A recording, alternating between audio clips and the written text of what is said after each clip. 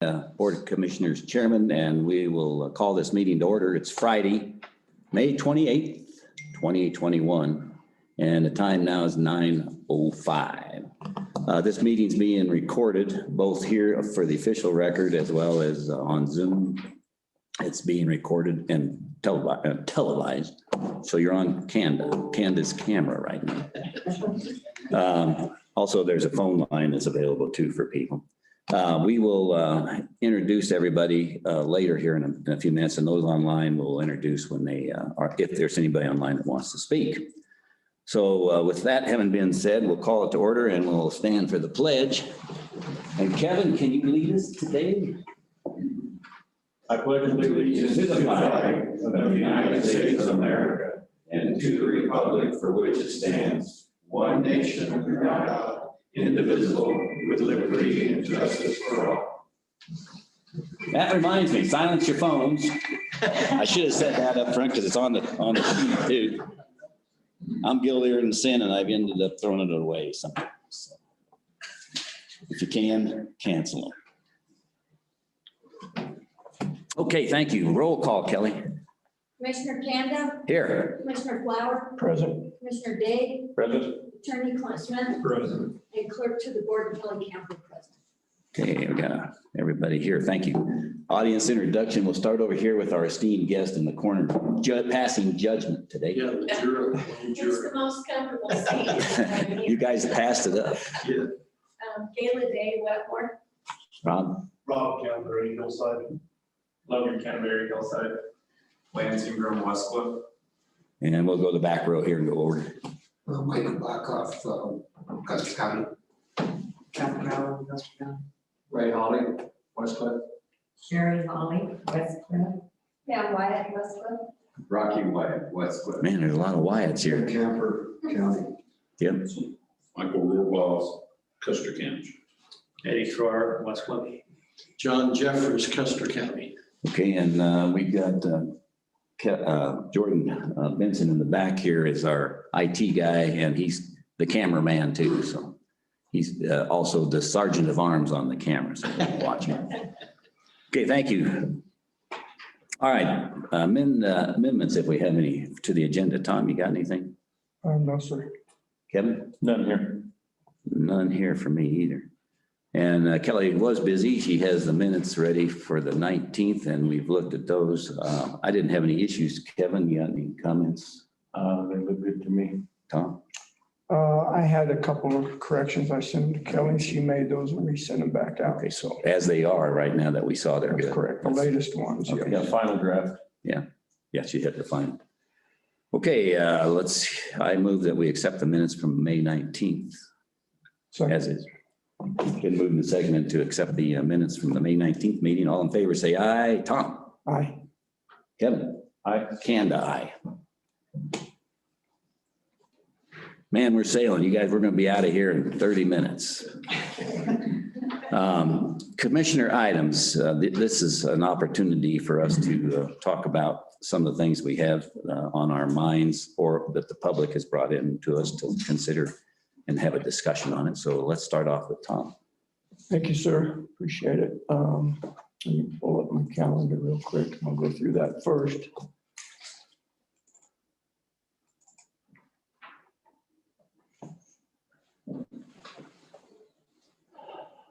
Let's see, I think the last report we had given was prior to or at the May 19th meeting. Right. And then that was at the airport. May 20th, I attended the airport board meeting out of the airport.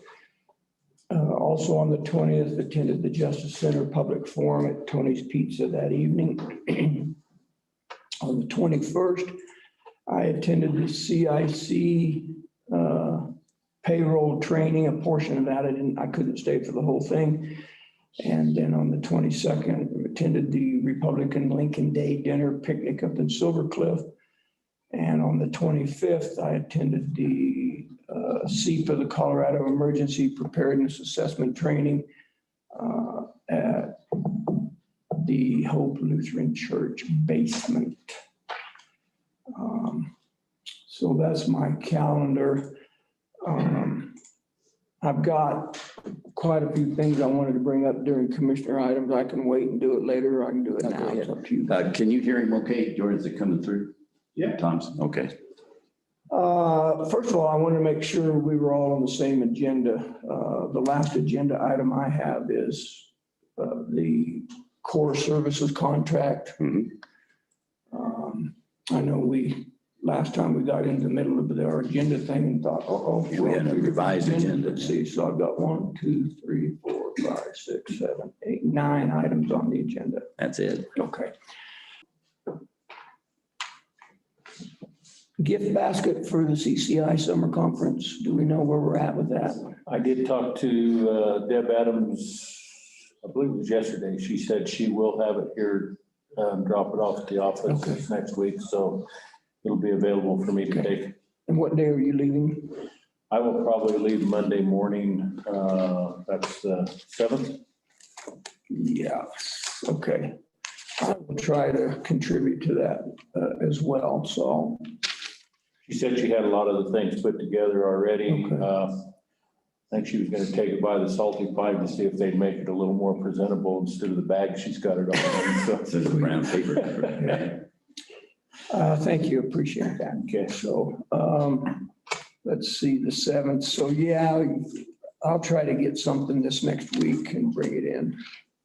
So you'll have it and if it'll fit. And then also the human services, ladies in the human services office asked me to carry the message forward to the commissioners that they are going to tear out that carpet and put in new flooring in that office. They have a grant, APS grant to do that, Adult Protective Services, that approved that to be used as flooring. So that carpet in there, you know, when we remodeled or redid that office, there were some strips cut out of that carpet to go around a desk. It's kind of a trip hazard. There were some clean spots too. They're gonna press ahead with that. So I told them I would let you know.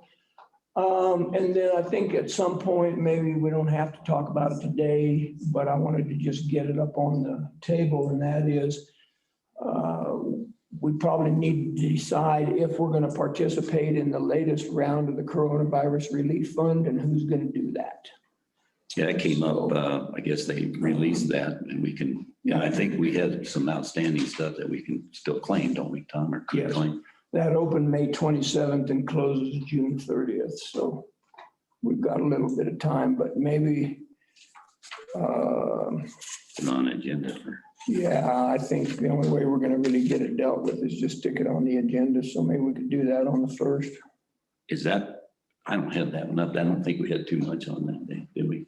When I looked last, there was just a couple. And there's nothing on Wednesday. Let's do it Wednesday. That's fine. Doesn't matter to me. So, So how do you want that on there? That would be consideration of the corona, what do you call it, the CARES Act? Is that a better way to say it? the CBRF coronavirus relief fund. Relief fund, just consider, just that's good enough.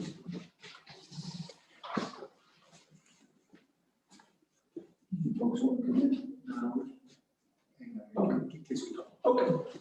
Sorry. Just wanted them to know they were welcome if they wanted to. Yeah, I was wondering if they were really here for us or And something. then another item I think we need to address is who and how are we going to get the sheriff's office vehicle back up here from Canyon City at the transmission shop? If we're going to sell it as is, then the automatic assumption is we're not going to pay to put a new transmission in it. So we need to get that hauled back up. I would propose maybe we talk to Gary and see if Road and Bridge could haul it up. Shannon said he just doesn't have it in his budget to. We can deal with discuss that too in a vehicle. little more detail on when we consider it, right? It's the same issue. We do have to get it back up here. I would agree with you though, Tom. I think they would have the facilities to do that. Yeah. Road and Bridge. Yeah, if we had access to a gooseneck car trailer, I'd be happy to go down there and get it, but I think they're better prepared with chains and numbers and all that, so. The only issue that they would have would be the ability to put it up on a trailer. If the tranny's completely out on it. Yeah. I got a car transporter with a winch on it. Do you bumper pull or gooseneck? It's a bumper pull. Is it? It'll haul a pickup. I've hauled my Durango on it. I wouldn't mind going down and getting it, but, Let's talk about it. and then I also think we need to get it on the agenda to at least start on a use policy for the variable message signs. I've had a couple people approach me about what our policy is about using those Somebody wants to signs. borrow it. And we don't have one, so. Good idea to consider. Let's consider that on the third too, Okay. Kelly, or on the second. Consideration of the use policy for the VMS. Yeah, And then,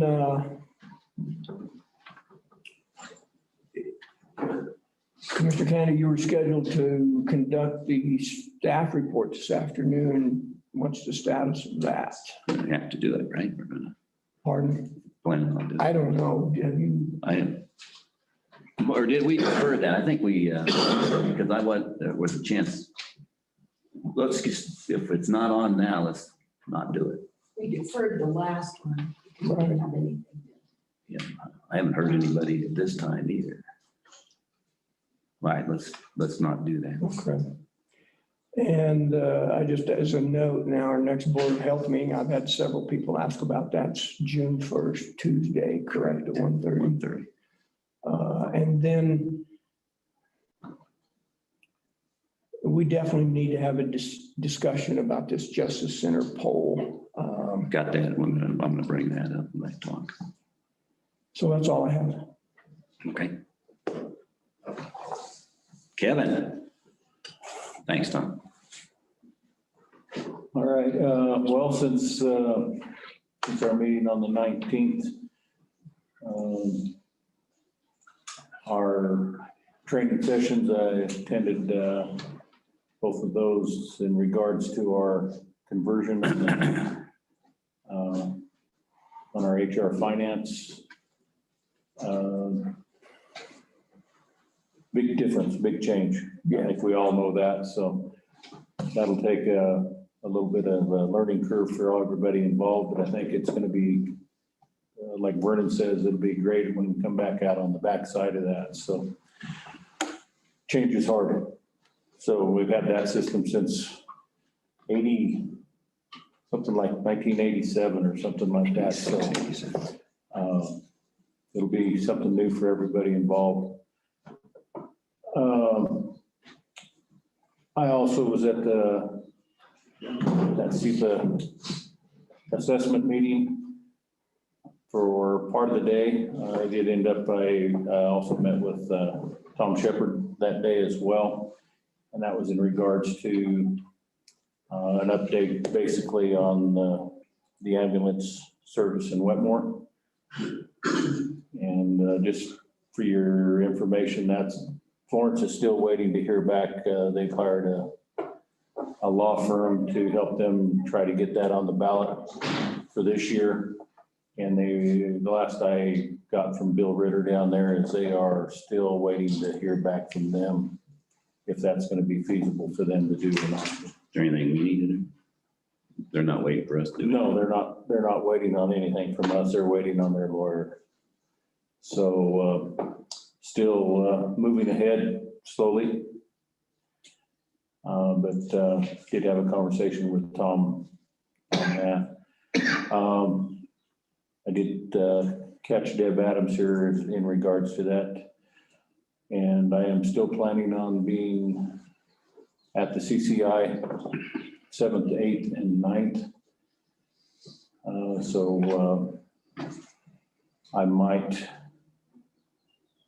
I'll probably need to get with you guys. I believe there are some items of business that will need to take place. And I know that they only have one person per county as voting member. So in regards to that, I know at least one of you guys are going to be online or something I like think that. Tom's So, planning on being online. just to make sure that we are following their protocol on that. so that we have one person voting. And Right. it does not have to be me. Well, I think, I'm turning you loose, Kevin, sorry. I think the person, in the event we're all not there, the person that there should be So, designated. and I think there's an agenda out. Yeah, you're the Might voice. want to go over that so that we have a heads up so that I'll have direction on that before I attend. That's easy. Anything they want to do to take money from Custer County is no. So, but I'd like to be with you guys, or at least so we can go over that. Yeah, if And they see anything, whatever it is. so that I am voting the will of all of us, not just my opinion. Not running rogue. Yeah, I don't want to do that. We run the risk. So that's pretty much what I have here. Okay, thanks. You are going to be online, you said. Yes. Okay, yeah, and then you brought up the poll. That was my item I wanted to bring up. I sent out the note to ask for everybody to participate, got it back, got a lot of conflicts, got it resolved finally last night. And we will be able to do it. It's going to be on the 3rd, that's Thursday. Got what resolved? Sorry, I'm not tracking. The meeting on the poll that you mentioned. These are the results of the poll that was just conducted, and it's going to be the analysis of what the numbers mean and all that. And it is an opportunity for us to challenge how they did it, what they did, and all the issues that we saw, or the good things that we saw as well. And that's when? That's on Thursday, next Thursday at 4 o'clock. Had to be 4 p.m. at Judge Hunter's availability, and this is the limited number of people. It's about 9 of us that are online to do it. Will be included, and I'll send that email out here as soon as this meeting's over. Is that a Justice Center committee meeting or No, a it's- BOCC workshop? It's a BOCC work, and it will be announced as well and posted. So that's Thursday the 3rd. Yep.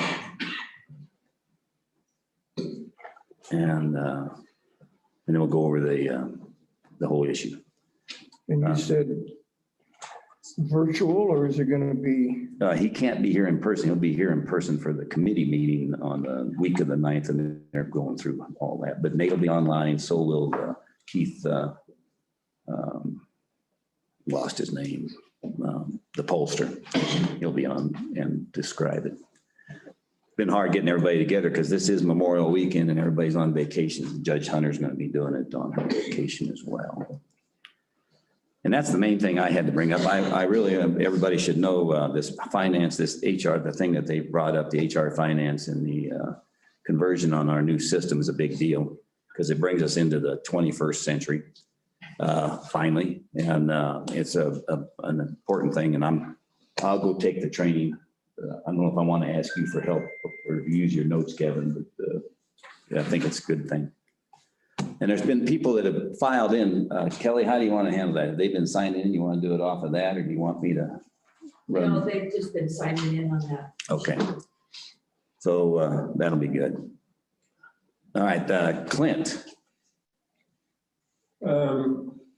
Well, since our last meeting, I worked on a couple of matters. One is on the agenda today, down toward the bottom. We'll talk about that when it comes up. Did some other things that are confidential at this point, attorney-client, that I don't really want to talk about, but I have been busy behind the scenes on some things. And I guess that's all I have to report. And you raided the candy jar. You forgot to tell us about that. Did you leave any? Not yet. And I didn't touch that. It was all given to- Okay. All right, Kelly, you got anything? I just want to make sure, we did cancel our mid-month meeting, right? Yep. Okay. Thought we did, but I couldn't remember.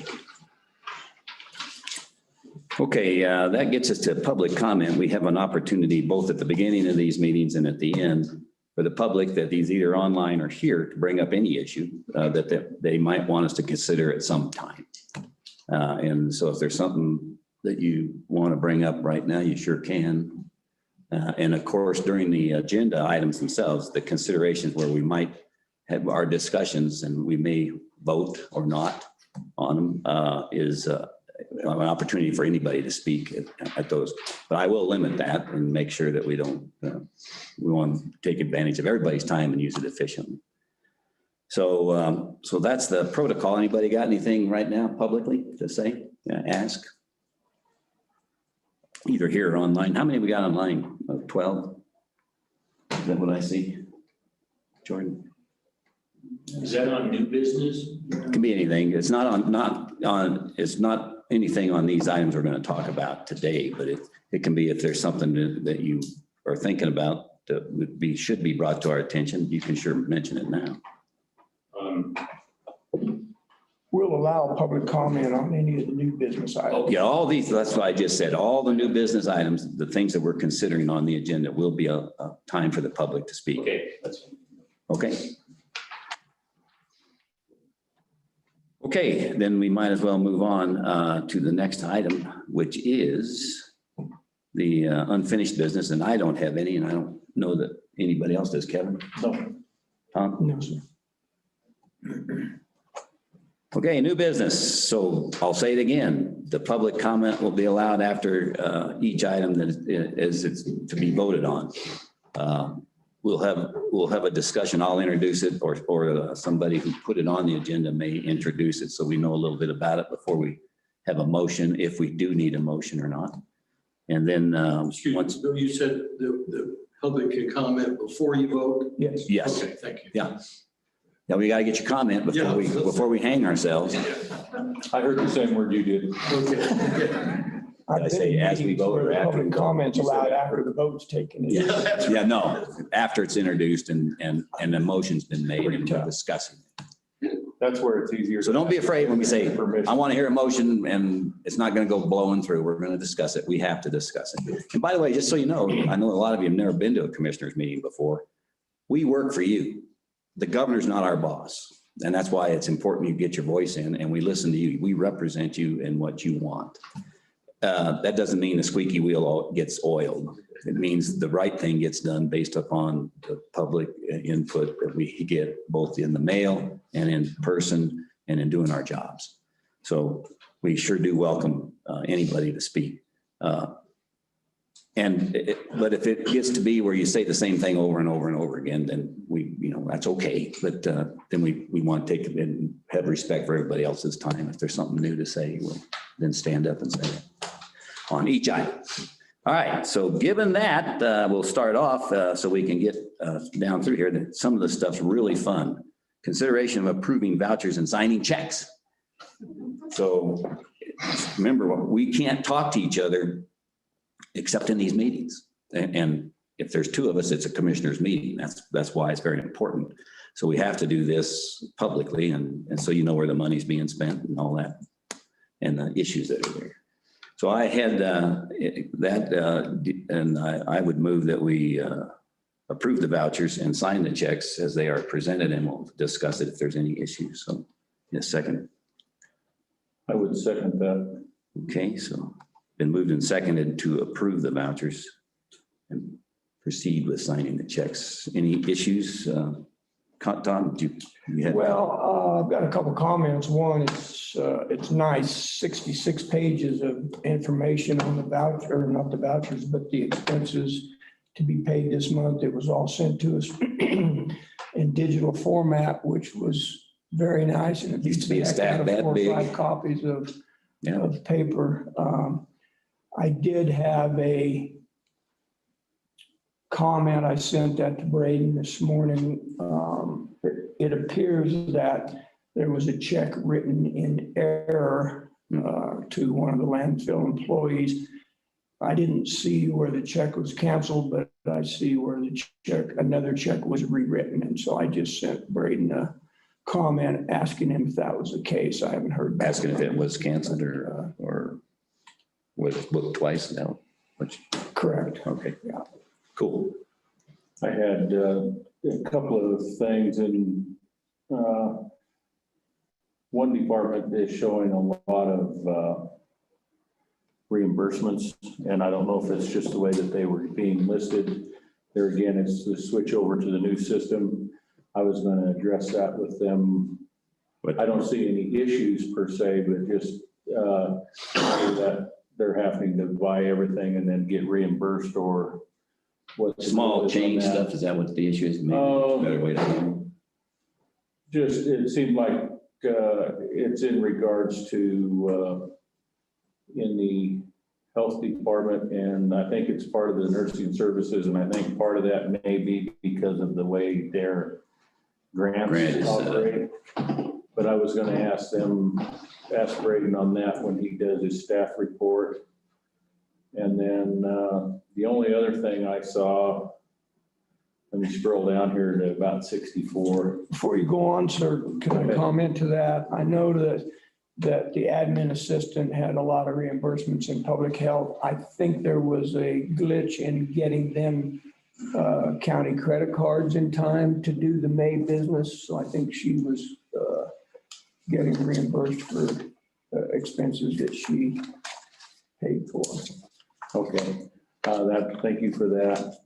The only other thing I saw, and I should have noted What page did you where it say? was at, it should be down towards the bottom.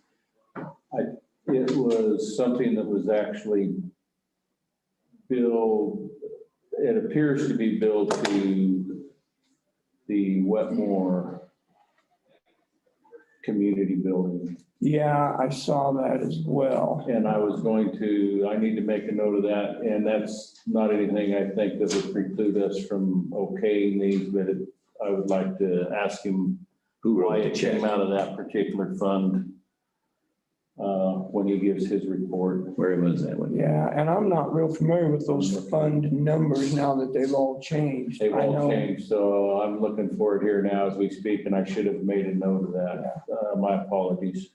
We did have some elevator expenses down there, but That's all I know of. I looked at it and thought, I didn't know. Oh, I think it's on page 52, if that's the one you're thinking of, the survey of registered voters. Yes, it was actually the Frederick Poll Right. that was listed to Wetmore Community Center. Yeah, and it really, if you look, Fund 50 is Capital Improvement Fund. And Yeah. so I don't know why it was labeled Wetmore Community Center. That would be the one thing. I think the fund number is correct. It's just in that last box at Right. Wetmore Community Center. So You want to follow up with Braden on that? I will do that. Yeah, that's exactly what it was. Hey, while you're doing that, Kevin, it might be good to see if Braden or Vern, I guess, from an IT point of view, can index these so you can have something up at the head of this to go down and by number, by category, and find it. Something like that. Just talk to me about it. I'll see if that's something that could be I think it implemented. could be. It's just a matter of how you form it. Okay, anything else? That's all I had. Any more for you? All right, all in favor of accepting and approving the vouchers, say aye. Tom? Aye. Kevin? Aye. Kanda, aye. Yeah, it's nice. Now we don't have to go through that whole initialing Yeah. and finding somebody to shuffle those documents back over so they can Yeah. deal with the check writing. It's very nice. Okay, next up on the item, any other comments? That's it on this. Consideration of the Wet Mountain Fire District letter on the AT&T tower. So I'll introduce that. The AT&T tower is the tower on top of the sheriff's building over here next to it. And it's a 168-foot tower. Initially, when they put it up, there was a red light on top of it and it was flashing, and everybody above Rainbow Trail or below or above timber, below right where Timberline starts and up was really could see it. Anyway, we looked into that and we were able to turn that off. However, it is next to the landing pad for the helicopter for the emergency services or air ambulance when it comes in. And the intent to turn that off was to also install or turn on we thought an IR light that you can see through night vision goggles, which they have when they fly at night anyway. That's how we left it. And I think we left it with Clint, I believe, to check. And The guy that I worked with to get that annoying light taken care of, who was very cooperative, got on the side, never, after that, when this other issue came up, I kept asking about it and I never got any response whatsoever. So there are things that we thought they could do. There were discussions to have it radio operated where you could turn on the red light. That's still a possibility. That system, it's also, as you click the microphone, it will come up like you do on runway lights. Also, there's an option to have the IR light on there continuously, and they can see that anytime they're there. It's not a legal requirement from an FAA flight rules point of view. Any tower above 200 feet has to have a red light on it. And that's why you'll see them on the AT&T tower that's outside by Round Mountain. It's not that bright though. I don't know why this light seemed to be brighter, but maybe it's because it's more people near it. But anyway, and then there are other options. So we got a letter that says the fire department is concerned about the safety of the flight crew coming in here. They know it's on the charts, it's charted, it's got an, and they did send with their letter the fact that the FAA designation on it, and it shows that the tower height, it's 168 feet or whatever it was. And it does say that it's lit. So we've got to correct that, because if anybody's looking for a lit light, it's not there. And so that is an issue, and I think we can handle getting that fixed immediately. But as far as coming up with another option, people know when an aircraft's coming in, and they can be there to spot it and help guide that pilot in. So we just got to look at how to meet the intent here. And you don't know who else we could contact. Clint. I'll be happy to, if it's okay with you, I'll be happy to turn it over to the fire department, give them the name of the person I was working with. I mean, he just never responded after that, because I had asked about various options. I think we can consider whatever options they want to look at. We just got to get whatever they are to us, and we'll react. Well, I'll reach out to that fellow again and see if, and with the virus going on and everything. Yeah, I kind of got. The last message was things are chaotic here in the city. I have no idea what's going on. Okay. Comments, Kevin? I tend to agree with this letter that came in, that when they're utilizing that, and we do have quite a few flights that come in, that they need to have the ability to have that light on in regards to the safety matters. How that goes about, I would be open to suggestions. I think you're going to speak to that here in a minute, right? Or not? Were you going to speak on this? I can on that. Okay, I didn't know if that's what you were. No, not me. I didn't know if that's what you were waiting on or not, so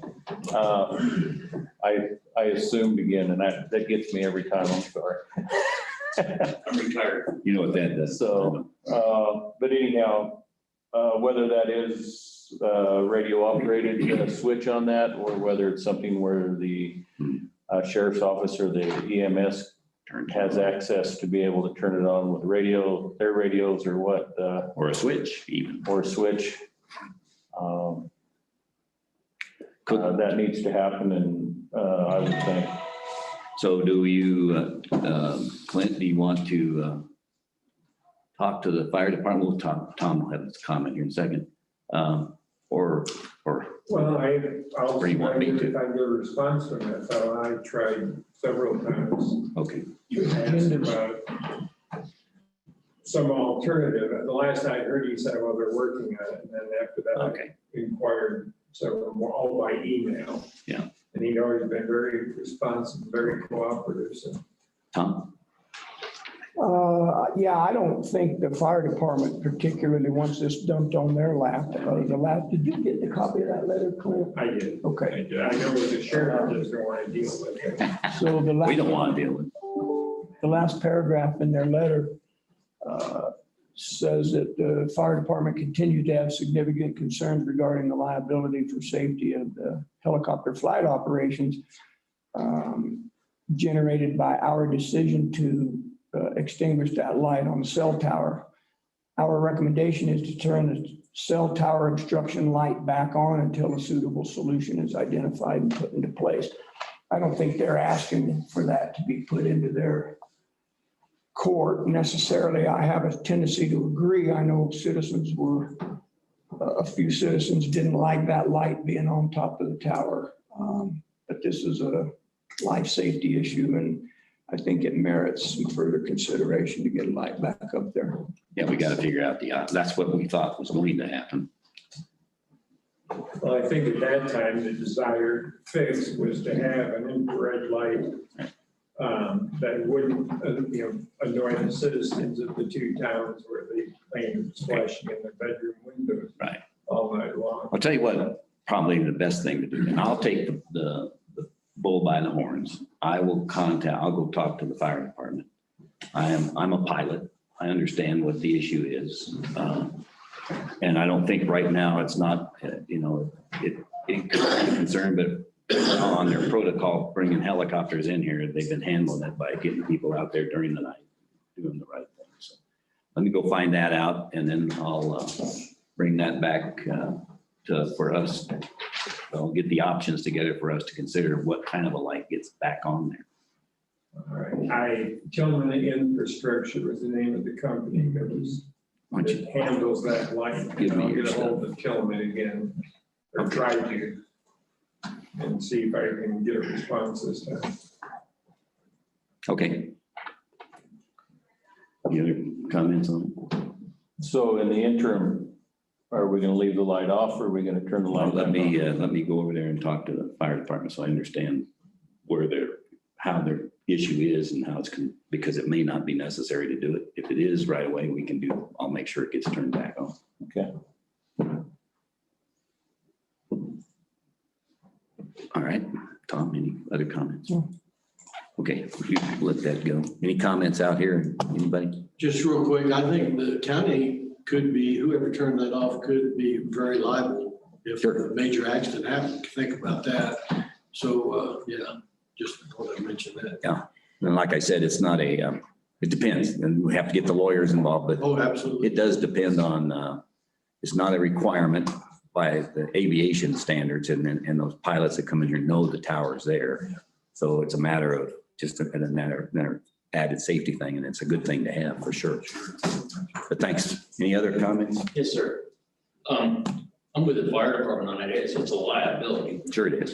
As you being a pilot coming in, you want every light so you don't hit Yep. anything, especially with a chopper.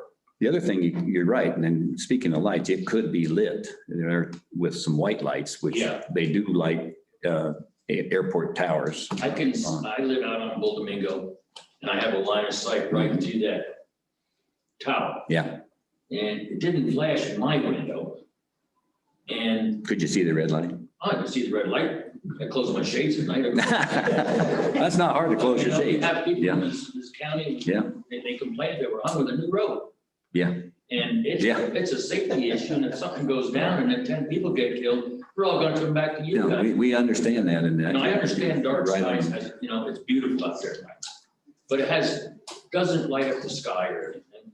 And I don't know who's at 168 feet, how in the heck can the light shine in somebody's window? If you take a transit and you look across it, Oh, yeah. 8 feet, They're you'll see over there. about 1,000 people that can see it. So Well, anyway, yeah, it needs to That's be just turned a- back on. It's just a major, sure, something has to be done. yeah. You're right. Whether it's that light or an IR light or, If they put a timer on it, like someone, when they know something coming in, that's trigger it, like down at the fire siren we used to have in sure. Wetmore, we used to tone it out and the siren would go. Sure. And that's what we discussed that. As a matter of Put a fact. relay on it, where it'll stay on for 1 hour. Yeah, that's what you do when you trigger a light on an airport. Yeah. So, yeah, I'll look into it. We'll Okay. make something happen. Okay. Anybody else? And then we'll move on. Next item, consideration of approving the 2021 Custer County Weed Management Plan and Bylaws. And Tom, you want to discuss that? I will say thank you. So I sat in on the last weed board meeting. They revised the bylaws. The only major change was on the last page. I think you have that in your board packet. Yeah, we got it. And that was my question. What changed?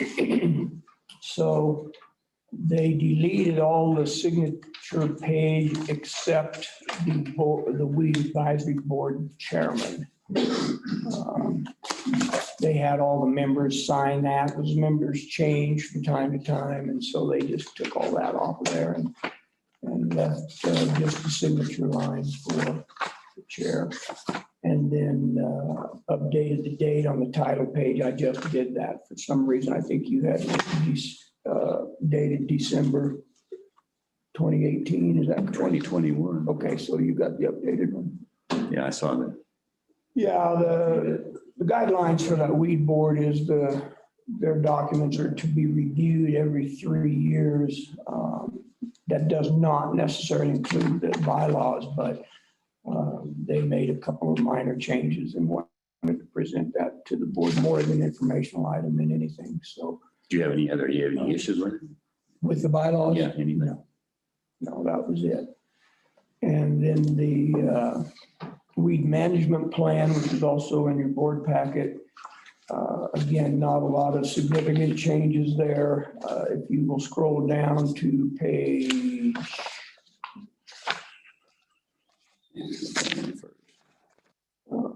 12, we had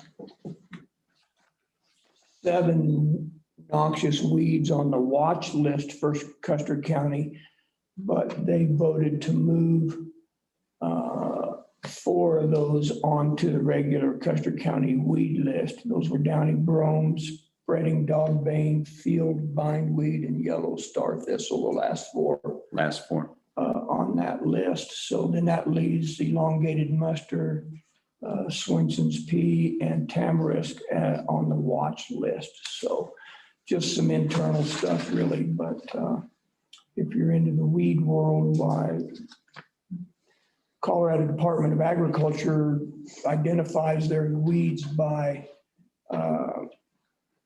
list. List A are the weeds that are of most concern in Colorado, and then list B is weeds that the state kind of is keeping an eye on. And then list C is other weeds that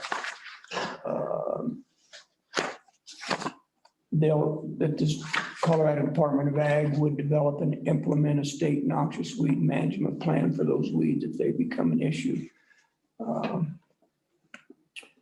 I've sat in on a couple of those CDA meetings about weeds, and their basic philosophy is if a given noxious weed, a great example is Canada thistle, becomes so populated in this state that there's no way economically to control it, basically they don't worry about it. We just go to Canada. And so that's why we we really try to worry about our weed list here in the county and then this watch list, so that if we see weeds migrating, most of the weeds that we get in Colorado migrate from the west. So they really watch the Colorado-Utah border to see if we're getting encroachment on different weed species there. So, and then as a side note, our weed manager, Charles, we share him with, well, let me rephrase that.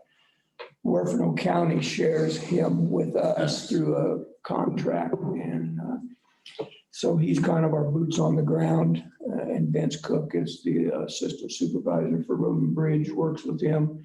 Our job really as a county is to spray and try to eradicate noxious weeds on county rights of way in our county. We're really not charged with dealing with noxious weeds on private property, although we do have cost share programs that we work with citizens in the county to deal with that. So, do we have any major outbreaks and stuff we're worrying about, or is it pretty nominal? Well, I think we do, but that doesn't mean they fall under the noxious weed list. So we only are charged with and can expend dollars on spending money that are on noxious weed list, list A. I personally have a vendetta against Mullen. There's some other plants. We fight it down on the lower portion of hardscrabble canyon musk thistle. But unfortunately, those are not noxious weeds on list A, so we don't expend dollars on trying to control those, so. Kevin, I thought musk thistle was on your flag of the kingdom down there. It very well could be along with goat heads. That's his vendetta. Yeah, his. And the bindweed. Your vendetta is bindweed and goat head, and we, at my suggestion, we did move field bindweed onto the county list because I see we're getting more and more of that on our roadsides. And of course, leafy spurge.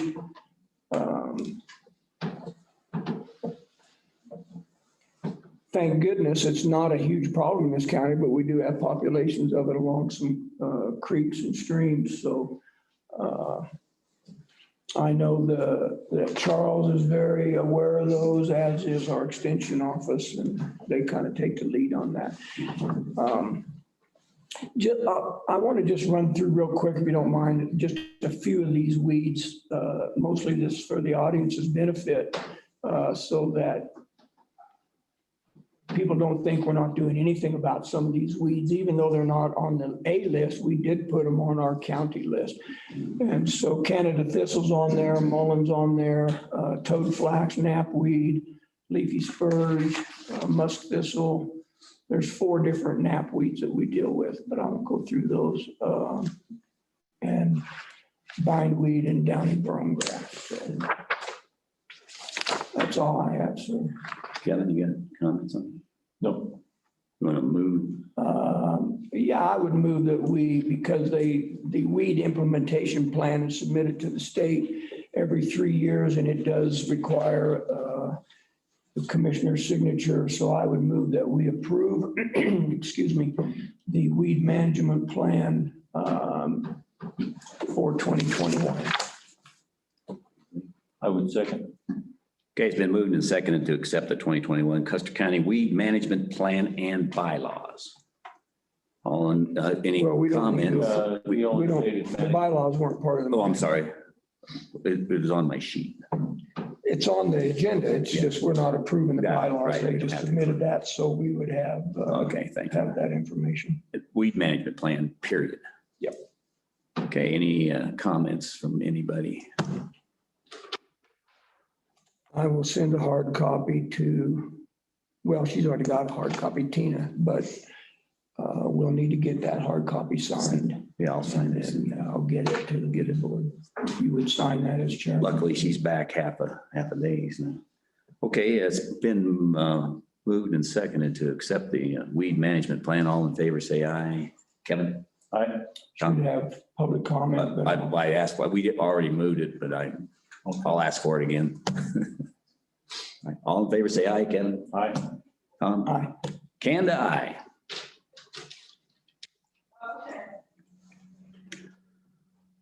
Okay, now we can talk about the Dodge Durango. Next item up is consideration of putting that on the Dodge Durango that currently belongs to the sheriff's office up for bid. And Tom, you were dealing with that. You want to bring that back up? Thank you, sir. I did send out a draft proposal or a draft request for bids for that vehicle. I think everybody had an opportunity to look at that. The question I have before we finalize that is, do we want to put a minimum price on that? Yeah, I like what you sent out. It was very good. I don't know. I think maybe best offer wins usually. I think we've done it both ways. Yeah, either way. Kevin, what's your thought? When I saw your deal, I was questioning whether we should or not as well, but I think at this point that we could leave the minimum bid off of that, given the miles and the transmission and everything on that. So Just so the public knows, it's a 2006 Dodge Durango without a transmission and 120,000, how many? 180,000. 180,000 miles on it. And it's in Pueblo, so we can discuss that, or in Canyon, or Pharisee Ford, I should say. I would be good with what you had wrote. I apologize, sir. I'm good with it, Tom. Okay, we'll move forward with that. And then I don't think we reached a decision. Do we want to ask Road and Bridge or to haul it back up here, or Mike Halpin was mostly involved in that. He's on vacation this week, but I would be willing to go down and get it if we need to. But again, I think Road and Bridge probably. Let's see what they, see if they can do it. And then if they can't, I've got a car transporter that we can use with a winch if we need to. We can give them a right of first refusal on that one. I like your style. You want to talk to them or you want me Yes, to? I'll talk to him. So, and then. Yeah, I think we need to get it up here. So then if that's the case, then and I'm sorry to interrupt you, but do we want to include language in here that vehicle can be viewed at the Road and Bridge Department? Yes, that would work. I will add that. What were you gonna say? And then if they have a problem getting it up here, then I would nominate Bill's trailer and whoever he would like to go get that with him. Okay. Sold. So you would reimburse me if I went down there and got it and dropped it off into Into the ditch. Hardscrabble Creek and had to call a You tower? would get a thank you. Oh, thank you. Thank you for the sheriff. All right. Any other comments on that? Any comments out here? Just give you a chance to comment. We're not going to vote on it. We got a plan. I would say that we probably do need to vote on whether or not we're going to sell the vehicle. We never really have. voted We haven't on that. voted on that. We just voted, well, you're right. This is up for bid. All right. I move we put the 2006 Dodge Durango up for bid and use the language you have updated. Okay, now comments. Anybody? Been moved and seconded to put the Dodge Durango up for bid. All in favor, say aye. Tom? Aye. Kevin? Aye. Kanda? Aye. And I just inserted a sentence in the legal notice. Interested parties may view the vehicle at the Road and Bridge Department during business hours, Monday through Friday. Thursday. Sorry, you're right, Thursday. I thought about it and then typed Friday.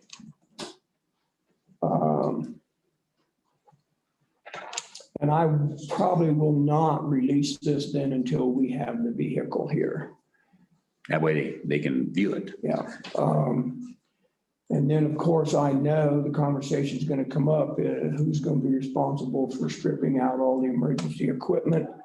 I guess that's a Same thing conversation we we did can have with before. Mike and the Road and Bridge and Sheriff. Generally, I think Chris does a lot of that over there at Road and Bridge, but they probably need to have that conversation. So when you talk to them, you'll follow through with that, right, Tom? Yes. Okay. I had inadvertently put the wrong date in on the date for sealed bids. I changed that this morning. I was thinking the day before our 28th BOCC meeting, but that's on a Monday, so the Yeah, it's not- 27th was a Sunday, so I moved it back to the 25th. Yeah, I saw that. Okay, we'll move on. This next item is on here because I made a mistake. I don't make many, but Kevin sent me this to sent all three of us the Public Health Agency's nurse contract. Just for public's information, the contract that Public Health Agency operates on 2/3 grants, basically, and third county budget and gifts. So this particular one's through the Public Health Agency grants, and it requires a signature from the Board of Commissioners or the chairman of the board. And in the past, they've been signing it because it asked for a contractor signature. And in the past, we have the director of the health agency has been signing these. And now we're straightening up the process. And so when Kevin sent it to me, we had that discussion and I thought we went back and forth on whether to sign it or not. And then we decided we would waive that and do it at this meeting. So I accidentally signed it. And so now I'm asking for us to ratify that contract. That's the introduction to it. So I move that we ratify the Public Health Agency's the nurse's contract. I'll second that motion. Been moved and seconded to ratify the Public Health Agency's nurse contract. Any comments, Kevin? Just a side note, I believe there's another contract. We're gonna we get need to, is that on today? Yeah. Yeah, Okay. it's up. No, I have nothing. Tom? Yeah, I looked through this document and I see the maximum contract amount was 133,000. And then down through the contract itself, it looks like Came up. $22,658.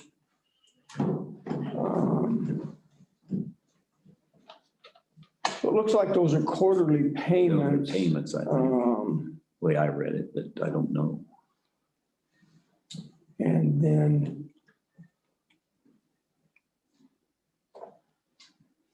I really think this is kind of a housekeeping thing with public health and their grant processes. So Yeah, we can deal with that. I wasn't exactly sure. I'm thinking it's $22,658, but I don't believe this grant's for $133,000. No, it's not. But let's straighten, you can deal, you talk to Dr. Brown. Kevin, we'll talk about this. Should we, you want me to get hold of him or shall we? No, Ask him, just ask him during his staff report? I think that's good enough. It'll be after the fact if we vote to ratify the. Yeah, and I don't have a problem. It's already been signed and sent in. Yeah, it's already there. We can clean up. I don't think that's I don't know. Tell you what, we'll take a break and we'll ask him here in a little bit before we vote. Let's wait. Well, I'm okay with You already- it. Yeah, I mean, you've already signed it. Yeah, I've right? already signed it. So, You good? I'm good. All right. All in favor, say aye. Kevin? Aye. Tom? aye. Kanda, aye. Yeah, we need to clean that up if there is something. And that grant expired June 30th, 2022. Right. Yeah, we can catch up on it. And if I may, Mr. Chairman, real quick, I just wanted to update.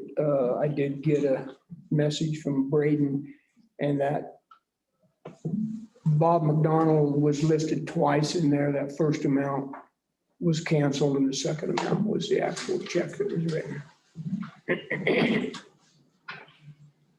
Okay. Thank you.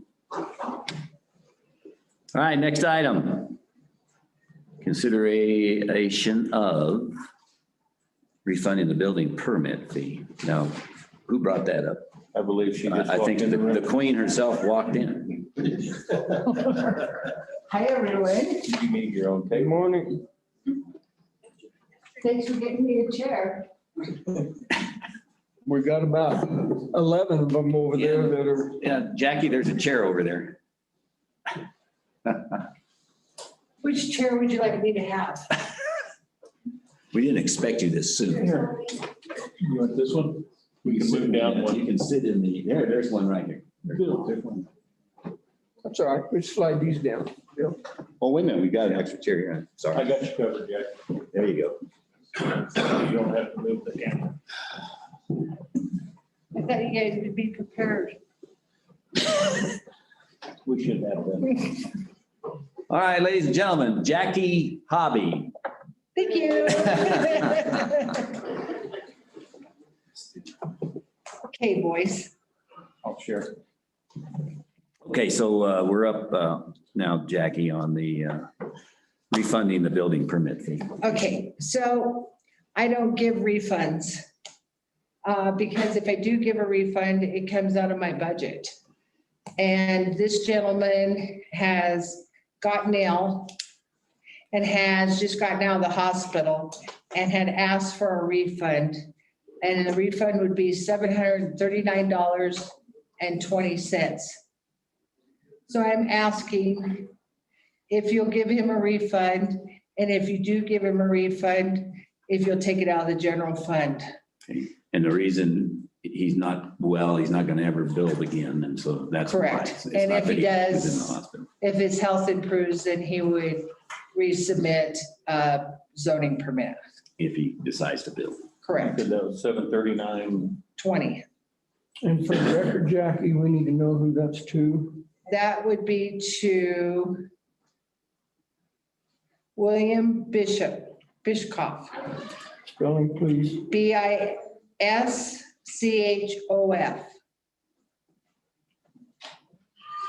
BISCHOF. Yes, sir. CHOF.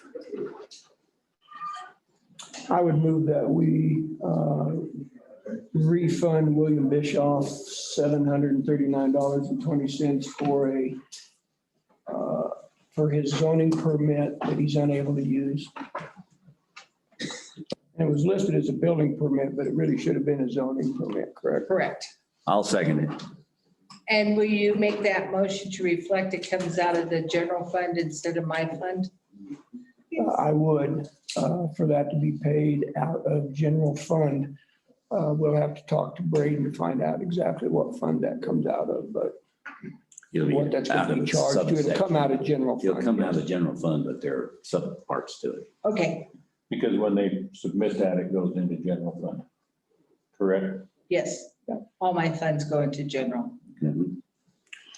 Okay, and so the second still applies.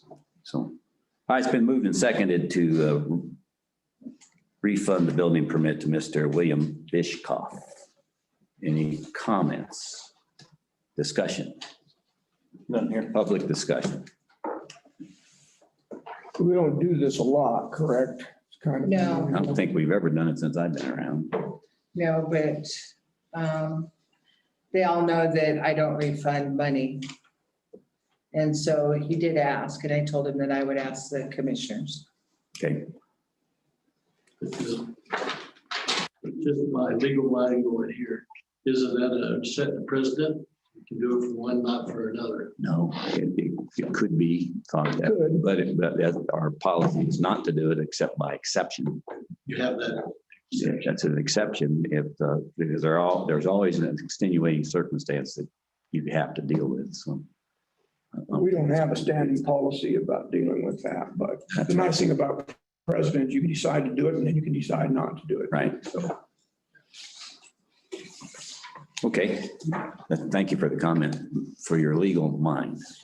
Jackie, do you want to follow up with Braden or do you expect us to do that? I better, She should do that. he's close. Yeah, Okay, all right. All right, so I'll call for the vote on that. All in favor of refunding that building fee? Kevin? Aye. Tom? Aye. Kanda, aye.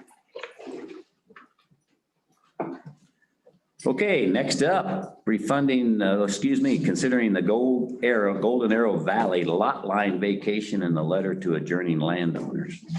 pass these down, please. And I'll ask Jackie to introduce this and then we'll discuss it. You're gonna get a bunch of paper. So Clint and Kelly need one and Tom.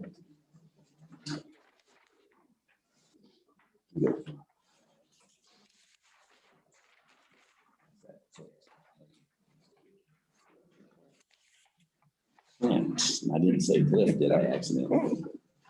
I will. Why are we getting the black and white? Yeah, while we're getting organized, if you haven't signed in, Shows the lot lines abandoned. we would ask that you sign that in for the record, please. Sign the sign sheet.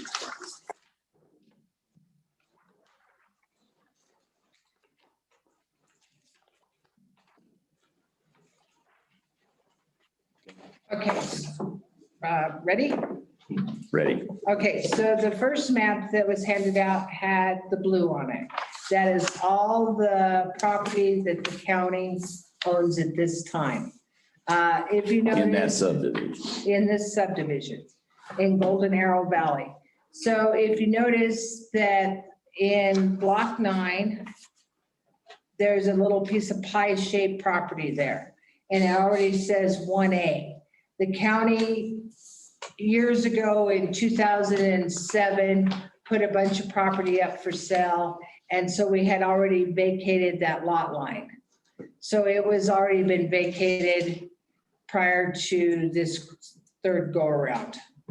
Because we've done it twice now. But the line was never removed. That's why it still Correct. looks like. two Uh-huh. lots. So I will get Chris Bryson to clean up the map.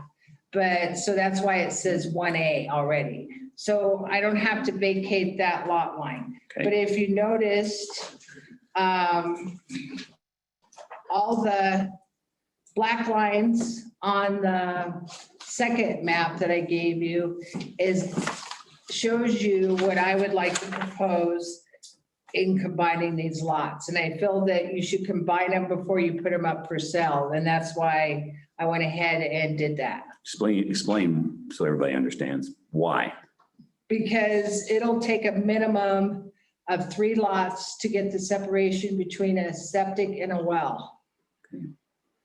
Right now, if you could get the separation, this would be proposed a well on all those lots.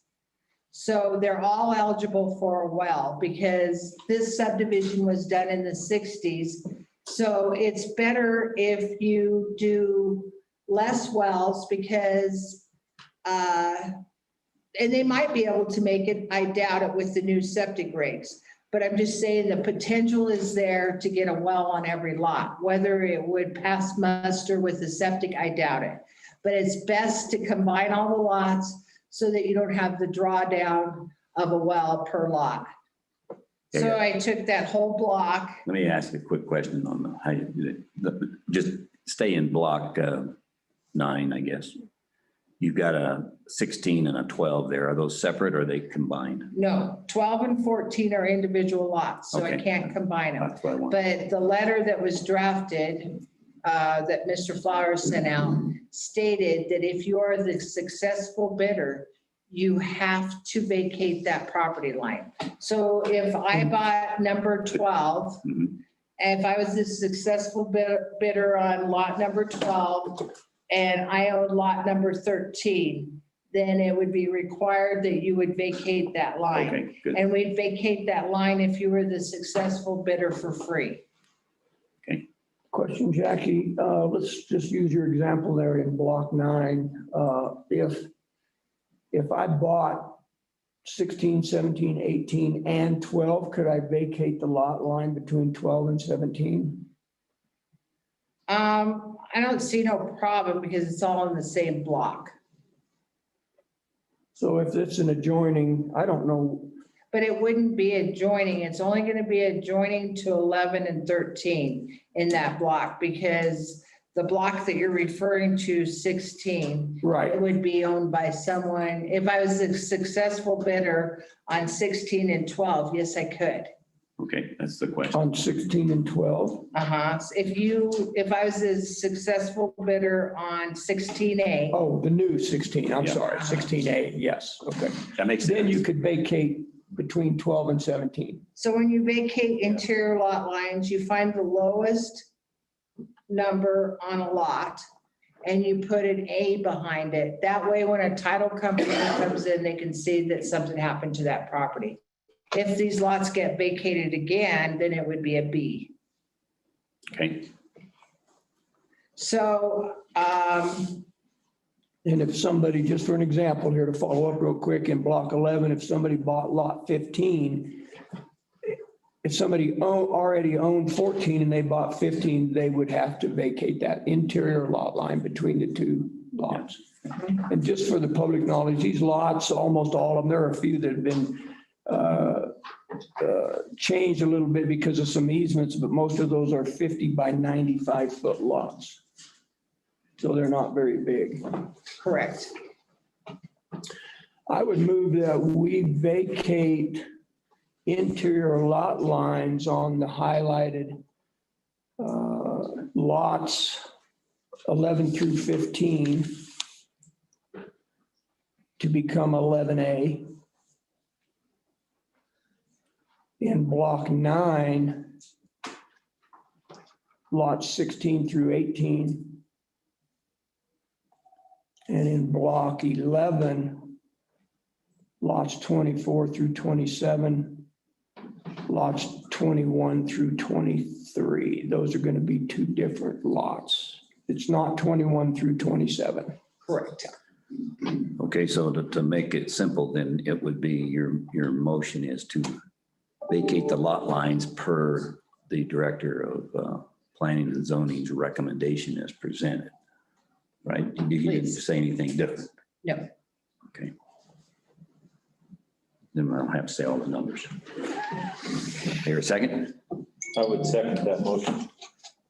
Okay, it's been moved and seconded to vacate the block lines on the Golden Arrow Valley subdivision as proposed by the Director of Planning and Zoning.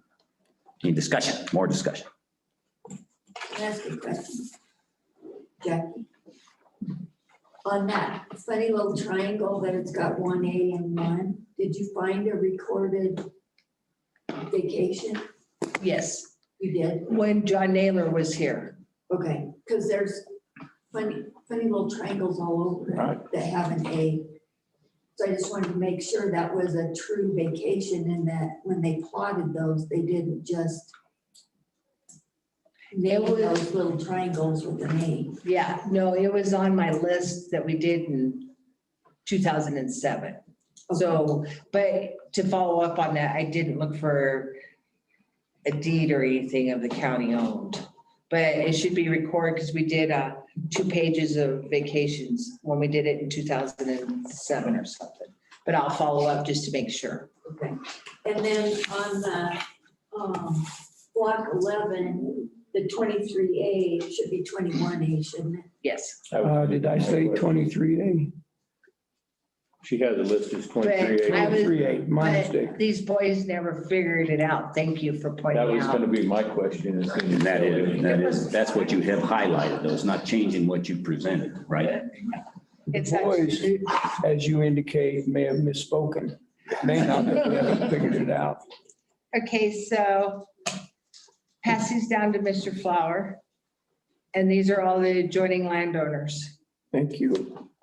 And on the inside of the flap is a number. Yep. And then that's who they're eligible to bid on. So would your motion include the change from 23A to 21? Correct. And that's what, and Should be she 23. indicated that is her highlight. So we're good with the motion, the way I stated it. Mhm. And then that's correct. Now, I thought we had talked that the lowest number of any given lots, we're going to get the A. Are we going to continue with this mistake? No, we're not.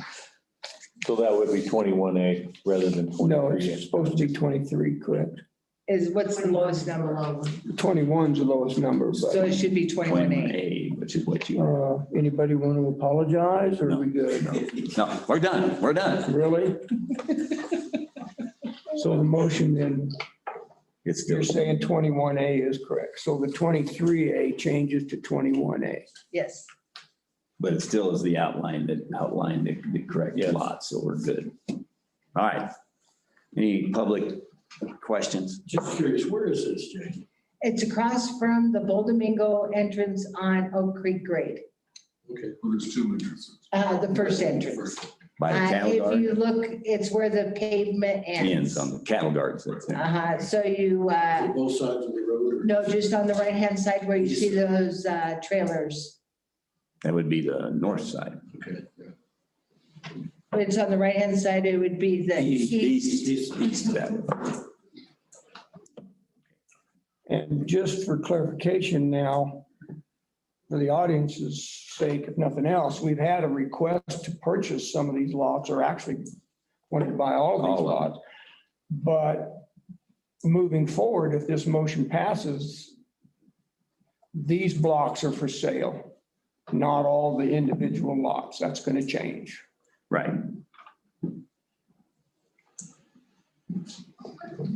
He's just making, the original request was by lot number. That doesn't apply anymore.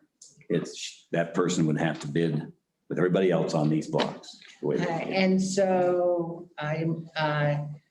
the way that it's always been done is the adjoining property owner gets first right to buy the property. And then after that, they'll put them up for sale for everyone By sealed bid by again. sealed bid again. So Jackie, I have a question. I mean, the subdivision plat that we're looking at shows the roads and everything, but there aren't actually any roads on the ground. So what's the access to the one that you want to vacate? The access would be the roads that are platted, and there are 2 trackers now, and they are waiting to see how they work out the bid and stuff, and then all the roads will be put in. All of them will be put in? And then one more quick question, if I may. In block 8, for example, do we consider lot 9 an adjoining landowner to lot 11? Is he in the same block? Big Because corner. It's a corner. They touch corners. they touch corners? But I 9, wouldn't, 11. No. I wouldn't think so.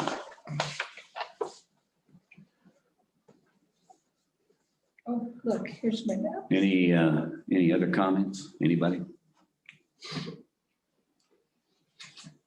Okay, hearing none, I'll call for the vote. All in favor of vacating the lot lines in the Golden Arrow Valley subdivision as proposed by the Director of Planning and Zoning, say aye. Kevin?